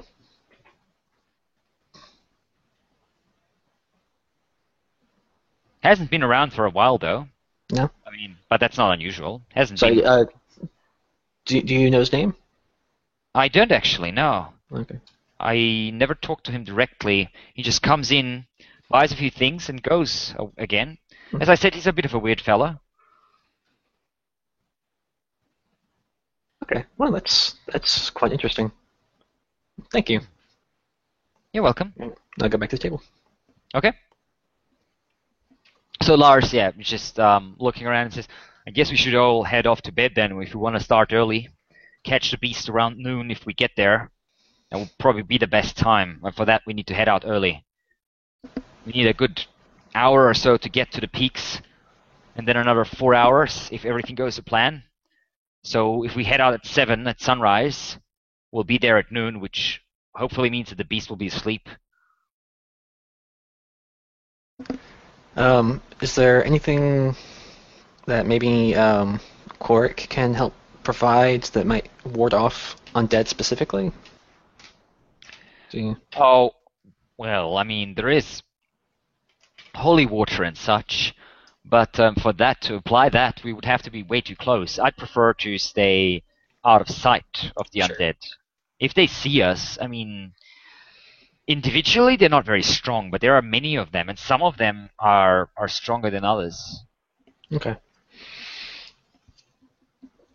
I guess we'll just have to rely on being quiet.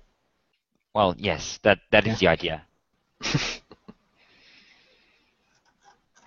All right, off to bed. For me, at least. All right, I'll see you first thing in the morning then. Don't forget the leather armor, so I don't have to walk around in chainmail. Yes, of course. Thank you. In fact, he looks at you and says, you're a bit smaller than I am. Actually, how tall are you? How tall is your character? I think I wrote 6'2". I don't Okay. have it written down. Okay. 6'2", somewhere around there. Silas is just short compared to you guys. Okay, so he looks at you and says, well, you're a little shorter than I am, but I think I have an old studded leather armor that might fit you. Excellent. I'll bring it. Okay. Okay. Thank you. So you head off to bed as the sounds of merriment fade underneath you in the common room. And it is quite the lovely, pleasant rooms. Very clean, very well smelling. And yeah, you have a good night's rest, which means that You can regenerate whatever you need to regenerate. Spells, 2 hit dice, up to 2 hit dice, and hit points and all that sort of stuff. Except for equipment, I guess. 6-4 is apparently I have what I a wrote down. technical question. Yep. If I cast Bark Skin on myself and then use Wild Shape, will I be a barked up animal, or does the spell No. say? Yeah. It doesn't say. I'm pretty sure it doesn't work that way because you're casting does. it on your own skin. Or it should, I think? Shouldn't it? It doesn't. There's not enough Isn't it information. a concentration spell? Yeah, No, bark it's skin not. is not? No. No, it's Well, not. it's But bark skin changes your Oh shape. yeah, it is concentration. Sorry, yeah, then it won't work. Well, you maintain concentration when Yeah, you're you can watching. maintain Yeah, you do. concentration. It's not. I don't think it's a rule problem, but Sure. No, Just a like you're changing your own shape, and then you're changing your own shape again. So the first shape change is basically removed by the second, because Okay. bark skin is basically changing your shape. You change the skin, your skin. Well, and while you're in wild shape, you're not wearing your own skin. Can you cast Bark Skin on someone else? Yeah, It only works if you're not wearing armor, I believe. Okay. it doesn't actually say that. It just says that your Doesn't AC say that? is 16, whether Oh, you're wearing okay. armor or not. Oh, okay, okay. Oh, really? Then it works. I'm googling around, and people say that bark skin carries over into wild shape. Maybe it's an interpretation question because Yeah. it's not that specific. So the description is very short, but we'll say it doesn't carry over because it makes sense. Yeah, well, it says the target skin has a rough bark-like appearance. No, I don't. I'd say no. Okay, but I can cast it on somebody else if you Yeah, want it. yeah. From the looks of it, Yeah, me.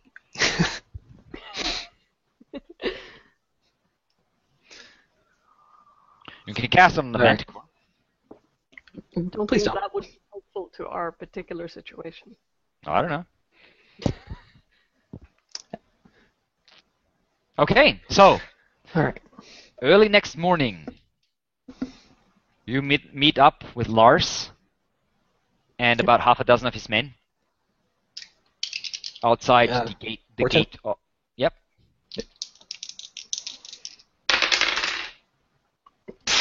All right. 9 and a 10. That's pretty crappy. That's pretty Yeah, much it's the worst you can. That's pretty much the worst you can get, I'm afraid. Right. Okay. Anyway, you meet up, and Lars just said these men will accompany us to the edge of the peaks, just to make sure. From then on, we're on our own. You ready to go? I assume he's handed me the Yeah. leather armor. Yeah, he gives you he gives you a package wrapped in leather armor, studded leather real quick, armor. Before we go, I'm going to ask Shaylee if she's up. If She has is a up, in bedroll. fact. She is up. If she has a bedroll she could sell me, because mine was on my horse. A bedroll. Well, I'll. If you don't have it available. Well, no, I'll find one. I don't have one at hand at the moment, but by the Okay. time you get back, I'll have one for you. Sounds good. Thank you. I'm just gonna take like 15 minutes to put on the armor, actually. Okay. So you take off your armor and put on the others, the studded leather. And let's see here. What's your AC now? What's studded leather armor? That's like 12 plus 12 plus. Yeah, 12 plus dex, so that's Yeah. 12 plus 1, 13 plus 2. so 15. Yeah. Okay. Why is my armor class 11? That doesn't make sense. What the fuck? Uh-huh. Okay, yeah. Okay. So you head out, leaving Owl Lake behind. The village is just waking up behind you. Still, actually, quite a few people already out in the streets. But yeah, everyone's just nodding your way, and you can a couple people shout out, "Good luck, Lars!" And yeah, you leave the village, head towards the peaks, and then after about half an hour, you are approaching the edges of the peaks. You can see a few jagged rocks and a small pathway sort of leading deeper up into the hills. And Lars says, so turns around to his men and says, "Well, if we don't come back, you at least know that you'll probably have a couple days rest from the beast as it feasts on our bodies. And the men are like, sure. They sort of step up. One of them gives him a hug, the others clap him on the shoulder, and then they turn towards you and they give you nods. And one of the guys says, I hope you do well. Good luck. We'll wait here for you in case you come running. The undead won't. We're at the base of the Purple Peaks now? Yeah, basically, yeah. Yep, mage armor activated, okay. Lars looks around and says, no undead in sight, that's good. The early morning hours is usually when they're least active as well. So, let's get going. Assemble around me and stay close at all times. Okay, and he will cast Pass Without Trace on the group. And then start heading towards the peaks, like into the peaks. And, yes. I actually found a Twitter post from one of the D&D designers saying that Wild Shape does work. Okay. Okay, that still strikes me as odd, but sure, all right, whatever. From Sage Advice, yeah, okay. Okay. Oh, you head into the hills? Yep, falling behind. Give me stealth checks. Plus 10, obviously. Ooh. 27. 22. Okay. Oh, I didn't throw lowest. The rogue actually wrote lowest. Yes, indeed. Okay, but the lowest is still. What is this? The lowest is still an 18, and That's true. Lars is moving like a shadow. Even you lose sight of him every now and then. For such a large man, he's surprisingly stealthy. Is he like tall and light, or is he like muscular as well? Or? No, he's not super muscular. He's just a tall guy. Like Gotcha. He's tall and sort of. He's muscular, but not like bulky muscular. Right, he's defined more so. Yeah, than more bulky. like scrawny, sort of, if you want to call it that, I guess. Gotcha. But yeah, I mean, he's old, as I said. He must be in his mid-50s or so now. He's obviously not in his best years anymore. He's covered his bald head with like a piece of cloth wrapped around his head, and holds his longbow in one hand. And you can actually see he has a couple of faint black markings running along the length of the longbow. Okay. And they even seem to be moving slightly every now and then, Is as there if on their own. any like letters or anything on there I recognize? Or? Yes, in fact, Elvish Okay. letters. I read it Elvish. Mhm. Does it say anything in particular, or is it just kind of like incantation type stuff? They are, yes, incantations, Elvish incantations. You figure it's a fairly simply made, but I mean, basically it's a +1 longbow that Gotcha. he's carrying. So a simple magical item, but not magical nonetheless. Okay. Yeah, you follow him into the peaks, and he stops you every now and then points out, and every now and then you can see skeletons dressed in tattered leather, sometimes clutching shields, sometimes clutching like great weapons, rusty, and the weapons themselves look like they're made of bronze. So they all have this greenish tinge to it. I don't know if you've ever seen old bronze. It turns sort of this dark green color. That's what many of their weapons seem to be. They wander around in groups of about maybe 5 or 6, and you come across at least about 4 or 5 of these groups within the first 2 hours or so of your journey. And then Lars turns towards you as you're hiding in the shadow of a cliff, looking around. He says, "Looks like the path is clear for the next at least couple 100 yards or so. We're about halfway now. Making good progress." All right. So it'll be another couple hours, 2 hours or so, till we get to the lair. Yes. I need to renew my spell. Okay. Yeah. So he once again concentrates for a moment and once again casts the spell. Great. And New stuff you, checks. yes, new stealth checks, please, as you continue on. 23 total. Oh wow, nice. I'm rolling above 10 for stealth. Yay. 26. Okay, you're all 32. wow, you're all extremely stealthy, especially Xander, Lose who's Xander. gone. Yeah, he's just gone, like a shadow. Even better than yeah, Lars was just a moment ago, and he was pretty damn stealthy. So you continue onward for a good hour and a half or so. Once you pass by what looks to be an open grave, like a tomb type of structure, like with a large hole in the ground, and you can see some steps of stone leading underground, and there is Like a catacombs.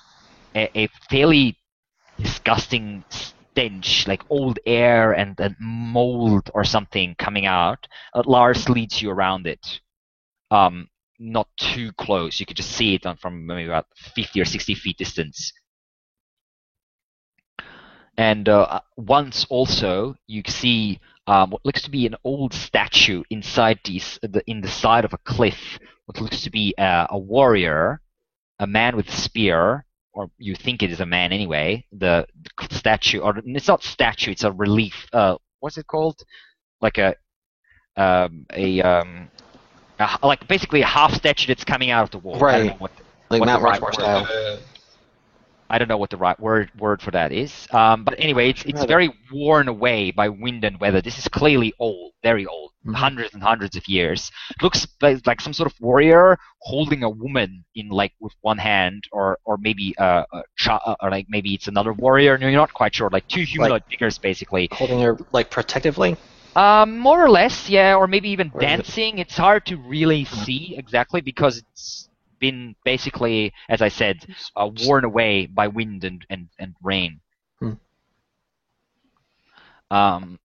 Yeah, Lars just ignores it and continues onwards. And then after another half an hour or so, he stops.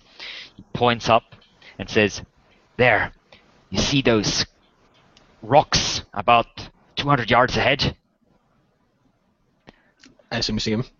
Yeah. There's a couple jagged rocks, sort of about five or six of them, each about slightly larger than a man, sort of pointing inward nearly, like building nearly like a small sort of roof type structure. Okay. And Lars says, "That's where the entrance is. That's where the beast must be hiding." Did we bring nets? Yeah, you did. Okay. Lars is carrying a bundle with like 3 nets on his back. Okay. He's other than that, he's basically carrying nothing except for like quivers, quiver with arrows, his a short sword, and his longbow. How? I guess I'm asking Lars. Like, how close is that? Like that? Those two stones that cross. Like, how close is it to the entrance of the cave? Is it like right up against the cave? It's Or is it about like- a tunnel of about 20 feet or so length, and then it leads to the cave entrance itself. Okay. Wait. So it's at the mouth of like where the cave exits is where those two cross, or Beyond those rocks that you can see, right? there is a tunnel. The tunnel itself is not closed completely, however. It has a few Okay. holes in the Gotcha. ceiling as such. And then behind that tunnel is where the cave entrance is. Those holes are not big enough for the manticore to fit through, I don't think. But if the beast is big enough to topple one of the stones, it might very well fit through there. I'm not sure. Okay. Would one of these nets be enough to kind of like block off the exit? You'd probably need 2 for that. 2? Okay. Yeah. Okay. We could try and block it off, and at the very least, it might slow it down We could. on the way out. We could. We need to be careful about it, though. We don't want to wake it up. If we can catch it sleeping, that would be perfect. Yeah. One of us should be stationed to watch into the cave. Well, so that yes. we can keep check. Let's try to get the last. Let me check something. He sort of pops out of hiding, looks around for a bit, says, "No undead close by. We can risk it. Last bit, but stay low. Yeah. Don't want to have your silhouettes being seen on the top of the hill." Right. You follow him sort of low, the last 200 or 300 yards, and then get to these jagged rocks. Okay. And you can already smell in between the rocks. There's the stench of rotting meat coming through quite strongly. Smell that? That's how I found the lair in the first place. I probably wouldn't have spotted the entrance, but it's keeping the dead, well, the torn apart bodies of the sheep and such inside. Lovely home it has. Yeah. Well, keep quiet from now on. We don't want to wake it. Let's peek inside. Yeah, you look through the cliffs and you can see the tunnel and then a cave entrance. Does it And the curve off at all? Yeah, it sort of curls off to the left, pretty much straight after the entrance. It's only about maybe, I don't know, 2 or 3 yards, and then it goes off left. The tunnel itself, the tunnel itself is about maybe good 12, 15 feet wide. It's sort of not perfect, obviously. It's like rocks, and so it's wider in some places than in others. The cave entrance itself is maybe about 10 feet wide, and that's also how wide the tunnel of the cave inside seems to be. Okay. So you can two stand abreast. there as a human, as a humanoid, like large, medium-sized creature. 2 of you can pass through without problems, standing tall without any issues. Okay. So what's the plan? Block the Xander, entrance with one on the net side, with the nets. Xander, go get a closer look. Are we? No. He takes the nets. Lars takes the nets All off right, his. I'll send Tom to go creep in real quick since I don't mind. My Yeah, robe is I can coward. go in. Okay. I'll go in. I'll put Tom on your shoulder. There we go. Okay. As Can long you as see? You can't see through his eyes, right? Can it you? doesn't affect us. Yeah, as long as Oh, he's you- within 100 feet. Oh yeah, you can. Yeah, that's right. Okay. So the pass without trace is worn off by now. The second one as well. Okay. But you can still roll a normal stealth check, obviously. Oh, fuck. Hey! That's Fucking fucking hell. We Okay. haven't even set up the nets yet. You approach the entrance. You take a few steps inside. You peek around. It is quite dark. Your dark vision does not help you too much. In Okay. here, you can see shapes of rocks further down, and what looks to be a sheep's carcass on the ground. And you sort of take another step closer, and you step on a small bone that breaks, a piece of a rib bone or something, under your footstep, and then you can all of a sudden hear this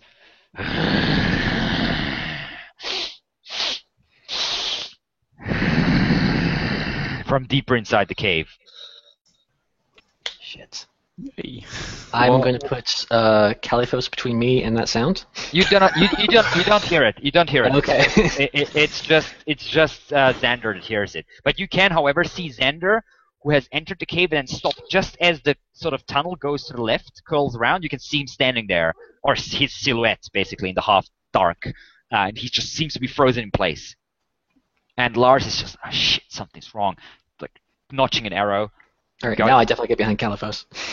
getting into position against, like, leaning against one of the rocks with his left, and just drawing the I'm bow actually backward. standing on the side of the entrance. Okay. And where's Karga? I am currently next to Silas. Okay. Can I take an action? You can. I am going to put my hand on his shoulder and I say, quietly.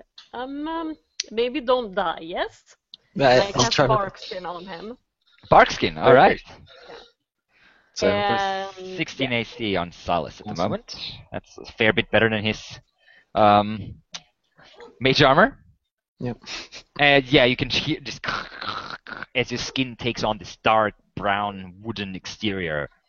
it's weird and a little off-putting at first, but I'm like, it'll keep me alive, so I'm okay with it. and then I would like to turn into a bear. Okay, so you go down and turn into a bear form. While this is happening, Xander, what are you doing? Shitting my pants and Okay, that's a free action. I guess I'm gonna try and walk carefully without stepping on any more bones over to the other side of the cave to Caligos. So you're walking back. I'm a little bit inside, am I? Yeah, exactly. Okay, yeah, I'm backing up. Okay. Or am I? Oh, fuck. Just stepping backwards for Yeah, now. yeah. Slightly So backwards shaky. and go- Okay, yeah, you can see Yeah. Xander appearing again, and yeah, you can see Lars going, What's going on? What's that smell? What? Is it in there?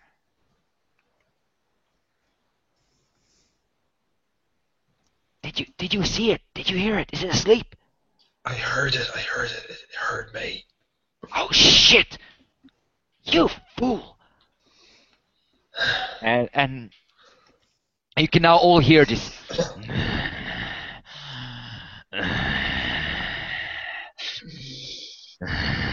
Like a mixture of a heavy breathing and like a growl coming from the cave.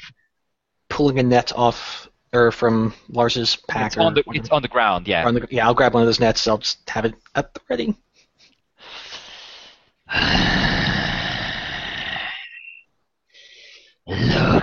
Looky. The prey has come to play. And you can hear what you assume is claws on stone from inside the cave. I can smell you. I would like to run up to the cave entrance because I don't want that fucker getting Okay, so out of there. you and push past Caliphos and standing there. Are now standing there. And as you're doing that, there's movement in the darkness, and you can see this big thing, a bit bigger than you as a bear, jumping out. You can see this blackish red lion's mane, this disgustingly partially human, partially lion head, this abomination of nature with these thorny spikes protruding from the mane, two wings wrapped on its back as it just comes jumping out of the cave and immediately goes for the bear. Roll initiative.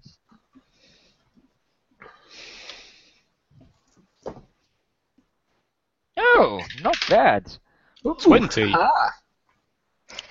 hey! 19. Oh, I rolled highest for once. Oh shit! Nice rolls. Holy shit. You nearly beat the Manticore. Wait, what? Okay, so which means Caliphos, you are up first. How far away is it? It is about 10 feet away from you, so there's a bear in between you and it at the moment. What initiative did the bear have, by the way? Oh, 18. 18. Okay. So, as it's running up to her, I'm gonna just run forward with my sword drawn and go in for a trip attack against his leg.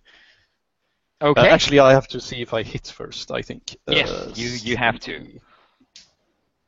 I've never played a Battle Master before, so I'm gonna just have the That's super okay. to refresh myself. Someone's missing. Whom am I missing? Uh, Wise. 19. Okay, I have you in 19. Oh, I had Xander at 19 for some reason. Oh, we're both at 19. Isn't he at? Oh no, that was the stealth check. Oh damn! No, I need to So I do rolled a one. 22 on my attack. Yeah, that's definitely a hit. So you say a strength saving throw. Okay. He has to make if he's large, Yes. which I assume. It is. He's a large creature. Yes. The strength saving throw would be a 15. So that's a success, I believe. Yep. But it still takes damage, obviously. Wait, 2, 14. Yeah, my DC should be 14. Yep. Okay. Well, and plus our slash 1d8. So what's that? 11. 11 points of damage. All right. The Manticore, as you slash into its front paw, just roars out. It doesn't seem particularly hurt by this attack. So Kalphas, Xander, you are up now. I assume you have more dex than Silas, so I think you're up. Oh yeah. Okay. Okay.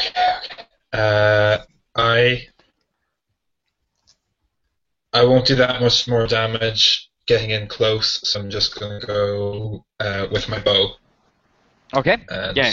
Well, there's shot. There's now two of you in this tunnel anyway, so you can't really get too close because there's Kalphas and the bear standing the way, basically. Between me and it. Yes. That's the way I like it. 13 is a miss. Okay.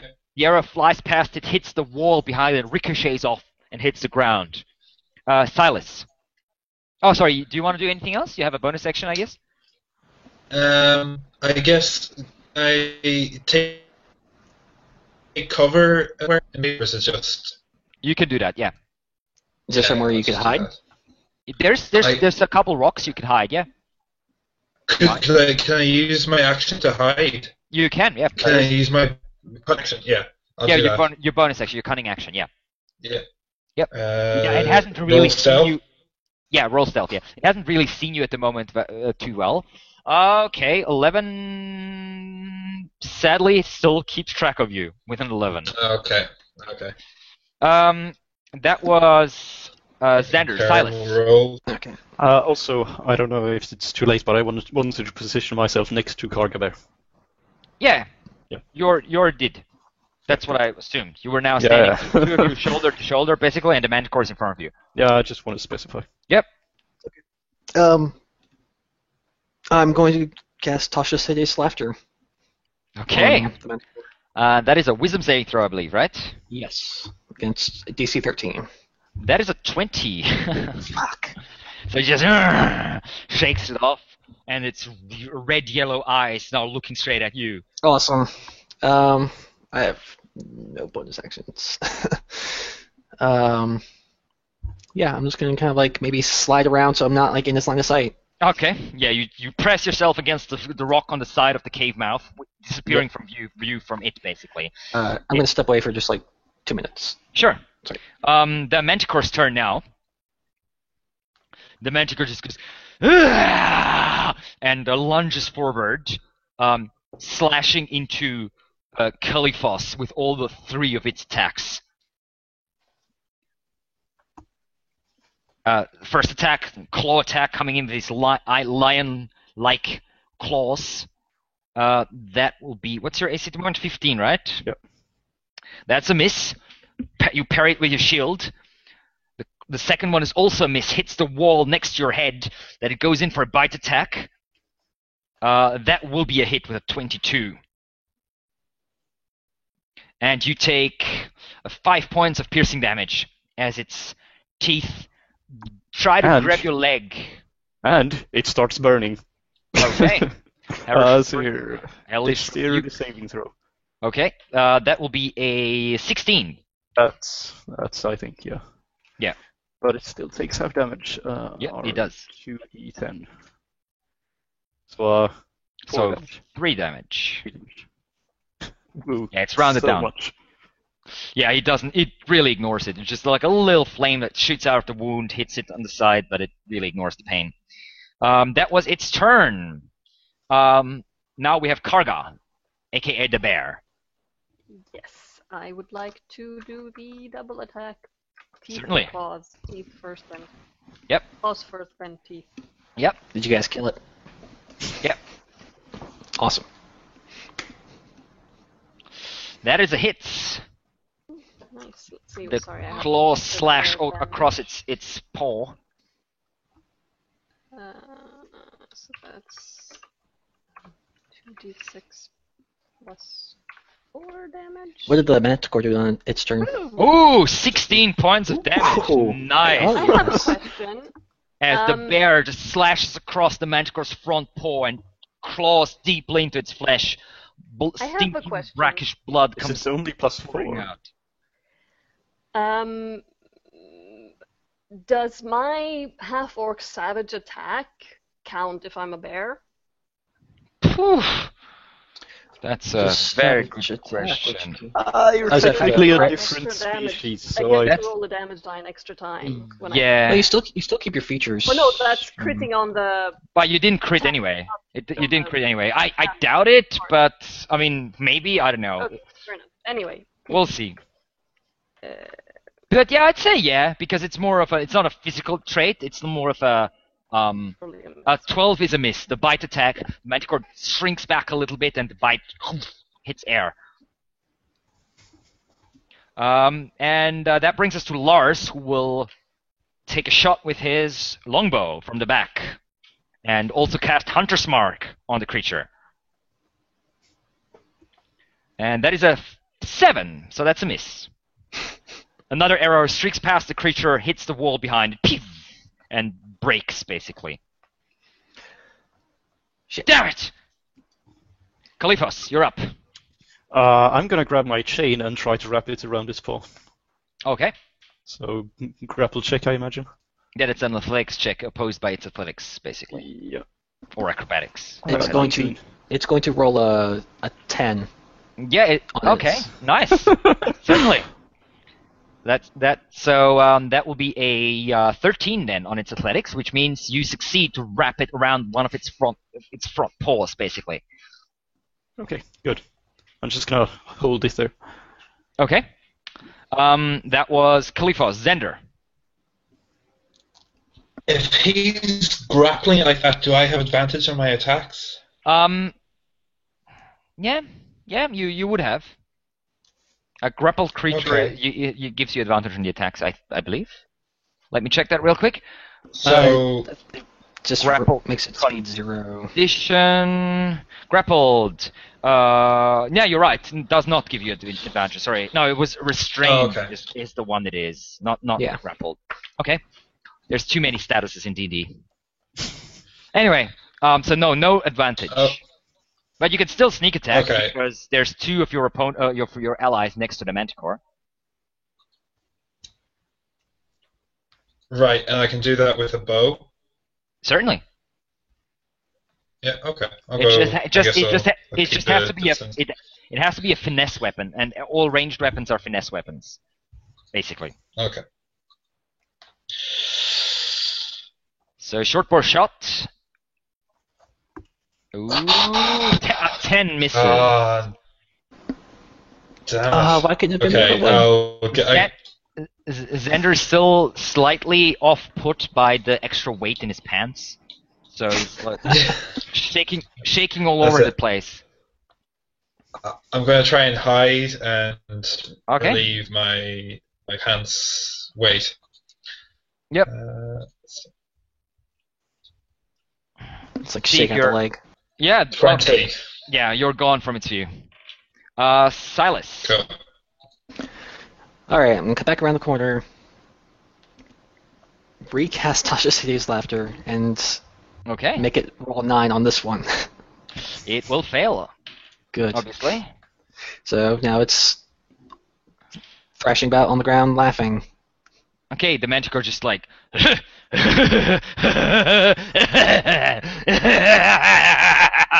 starts laughing uncontrollably. Beat the shit out of it. And I This go back. is just going to be how we kill things, isn't it? We just Yeah. make them laugh and then we kill them. Okay. Now our MO. That's a good spell.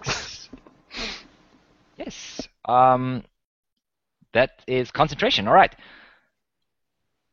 And that was Silas's turn. The Manticore now. Let's see if it can roll. I believe it can roll at the end of its turn or something. Yes, at the end of each of its turns. So for now it is just laughing, but it's trying to shake off the laughter. And that will be a 21. No, a 20. A 20. Well, it wasted its stopped turn laughing. But yes, it wasted its turn. Couldn't do anything on its turn. Yeah. Karga.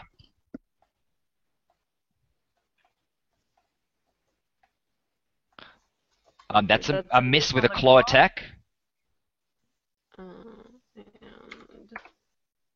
And another miss. Yes, the Manticore just dodges both of your attacks. Isn't it prone right now? I don't think true. so. Yeah, it's because it so falls that to the should ground. be advantage. This target must become an fall. Oh, yeah, that's right. Yes.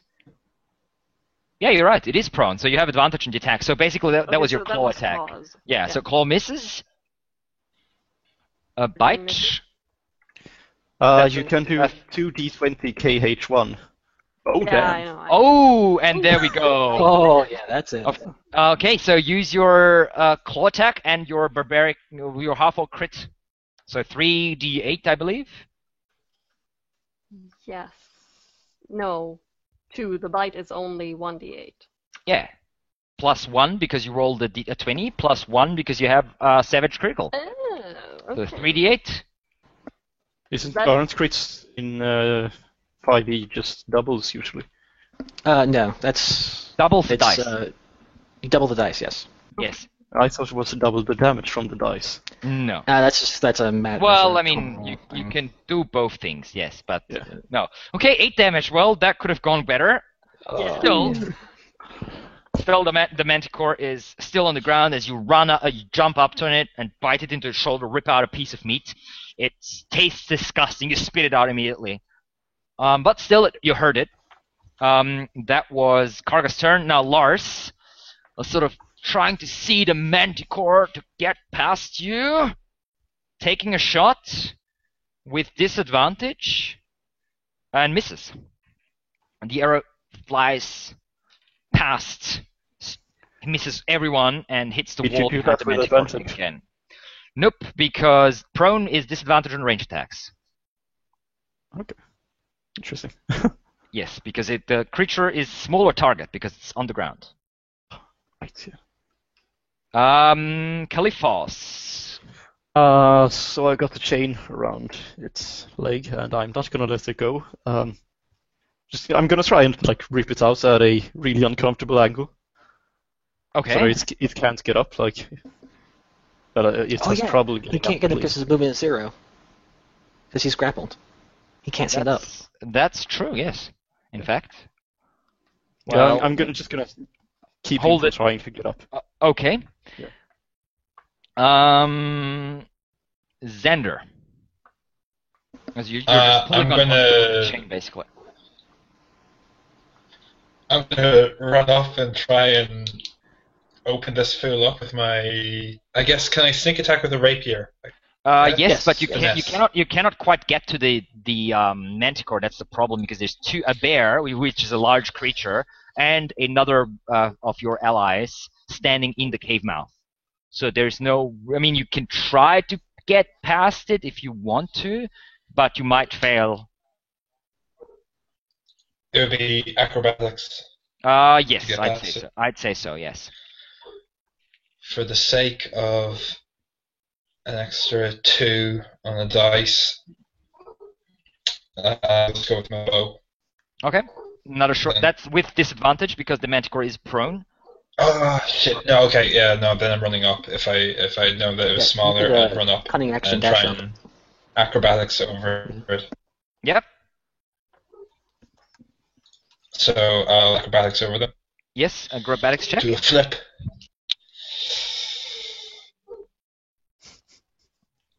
At 10. Sounds good. Not really. You try to weasel your way through, but there's not enough space. The bear's butt and Califos' back block the entrance of the cave. Okay, I'll just go with bow then, if Okay. I can. Yeah. Yep. 14. 14. Actually, that is a hit. Not a sneak attack, unfortunately, but still a hit. How come? Because you have disadvantage on the attack. Oh, okay. Okay. But it's 5. still 5 points of damage, okay?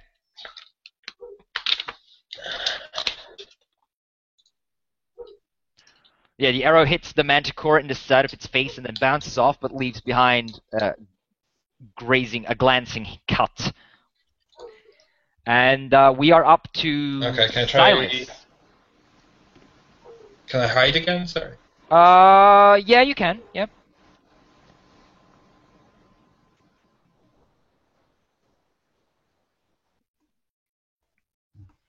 No, I mean- can't. No, you can't. Silas. Alright. Poke my head around the corner, and I'm just gonna blast it with a magic missile. Just Okay. 3 darts of force to the face. Roll damage. Alright. It's gonna be like the complete opposite of blowing the hell out of that goblin earlier, huh? Not quite. No, that's actually pretty good. 5, 7, 11 points. Okay. Yeah, the manticore is starting to look hurt. And it is now the manticore's turn. So it will just try to get away, to basically destroy the chain that's holding Kalphos that you're holding it on, biting it and slashing it with its claws.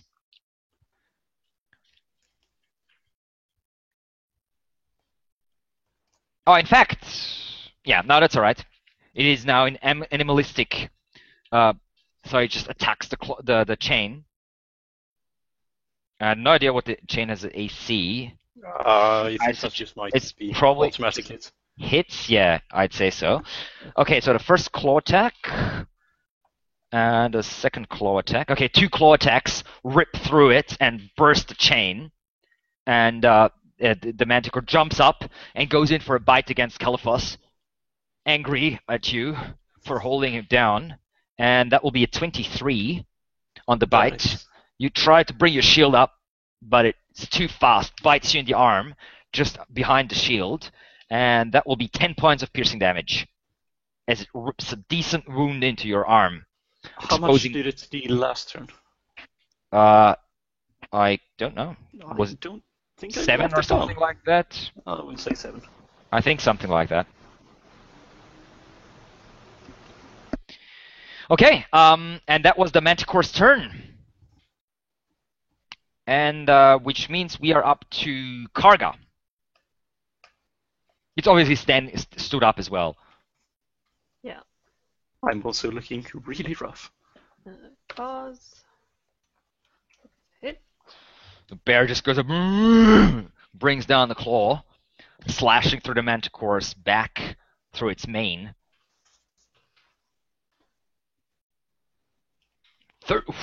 Okay, that bear is dealing some serious damage to the Manticore. There's the 13 hit. And that's also a hit. Lunging in, tries to tear its throat out. Oh, that was 13 damage. Shit. Okay. Yes. And damage. Okay, yeah, the Manticore is looking rough. You lunge for its throat. Don't quite catch the throat, but catch the side of its neck and rip out a chunk of flesh. More blood flows. You just bite through its mane. That was Karga. Lars now. Aiming for it. And not missing again. Wow. Okay. He's certainly slightly rusty with his longbow. And Kalphos, you're up. I'm gonna go for a slash again. Here. Okay. As you nearly hit the bear with a wide slash that ricochets off the wall. Okay, and then I'm gonna use second wind. So 1d10 plus fighter level. Yep. So 1d10 plus 3. So 6. Six hit points. That's enough. Better than nothing. And then I'm gonna use action surge to slash at it again. You can definitely do that. That's a 22 is and much another better. one. Okay, and this is a triple attack again, so Okay. strength 3. That is a 13. That does not make it. All right. So And 12 that's how damage much? and it falls prone again. Okay, how much damage? 12 damage? 12. Okay. How do you want to kill it? Well, I'm going for trip attack, so I'm gonna slice for his leg first. All right. You chop then- off its paw, basically, its front paw. And then as it just falls down, I want to just jab the sword into the throat and just drag it down and rip his throat out. As you stab your sword in and rip it out sideways, cutting through part of its throat and its neck, and the head just lolls to the side, and it falls to the ground at your feet. I don't know what all the fuss was about. All right. Is it dead? Yeah, it's dead. All right. Unless it can breathe through something else than its mouth. I don't know. Cut its head off just to be sure. Okay. Yeah. Karya has a battle axe. We could use that. Oh wait, she's I a bear. turned back into an orc, but I didn't bring my. I didn't bring Okay, that. yeah. Whatever. It's dead. All right. Poke it a little bit Well, with that my worked. sword. That worked pretty well. You're a pretty decent bunch. Couldn't really get a good shot off. There's too many people in the way, I guess. Right. Are we bringing it with us home or no? No. We can leave it here. Just stay there for a second. He runs back, looks around, comes back and says, "Looks like we're clear. This beast was loud enough, but hasn't attracted any undead. There must not be Let's- anyone in the immediate area." Let's How check big out. is the head actually? Oh shit! Okay, never mind. Yeah, Lars looks at Silas, and he's like, "We should cut the head off real quick, There's another one behind me. just to make sure." Oh yeah, undead. I don't think it's gonna rise up, but I wanted a trophy. Don't. Oh, the head is very big. It's about. I mean, you could carry it, but you would be quite heavily encumbered by it. Can I try to like? I mean, I'm guessing we're leaving pretty soon, but could I try I'm looking to, behind me just to make sure there wasn't something actually behind me. get a paw or something so that I could get the claws? Yeah, you can cut the. Well, one of the paws is cut off anyway. It's pretty Ah, big, true. but you can carry that. That's not a big. Mm. I want the just fangs. I Don't want the want fangs. to, wait around so that we. I'm Okay. gonna go to get here. into the cave or into the lair and kind of check it out a little bit. So you enter inside, and you can see it's not very big in there. There's like a basically a nest made of disgusting pieces of dead animals and such, Mhm. like sheep's wool and such, where the Manticore has been sleeping, obviously, and a bunch of carcasses. The one human, in fact, and Human? yes, one human carcass. And a bunch of sheep and goats that are mostly eaten. The human Okay. carcass I'm is calling as well. Lars in here. Okay. Yeah, he's coming in. Stench is Yeah, disgusting. it's pretty awful. Anybody you know? Well, it's hard to say without most of the face intact. Okay. But I don't know if there's anyone missing from the village. I don't think so. Okay. Might be- Can might be- I search over the person? You can, certainly. Give me an investigation check, because the person is torn apart, so it's not Yeah. actually this person you're searching, it's more the general area. Yeah, And also, that's good. That's a total of 20. okay, you do find a fairly nice-looking short sword. It's not very far away, and a money pouch that's just been torn off the corpse, and the money pouch contains 9 gold in total. Okay. While Kalifos and Karga are looking at the body, basically chopping it apart, breaking out teeth and such, you find something weird. The Manticore on its right side has what looks to be a sort of more or less recent, very large wound, running its whole right side basically. It's mostly healed, but not quite. It's basically like a very large scar. Could I Can tell I do what's some kind made? of check the to wound? see what might have caused it? That would probably be a Medicine probably or nature? investigation, I'd say, all in Yeah, all. okay. Still, I'm so good at those, What's your Azir. investigation, Two. Calypso? Can I Okay. try as well? yeah, sure. You're both looking at the body, so you can do that. Jeez. Yeah, no idea. Do you want me to We're take a so look? good at those. Yeah, and your friend Lars is also looking around. Saying, we shouldn't stay here for too long. If we're not out until nightfall, we are in a world of trouble. Yeah, so let's leave. take whatever you want from the beast, and let's get out of here.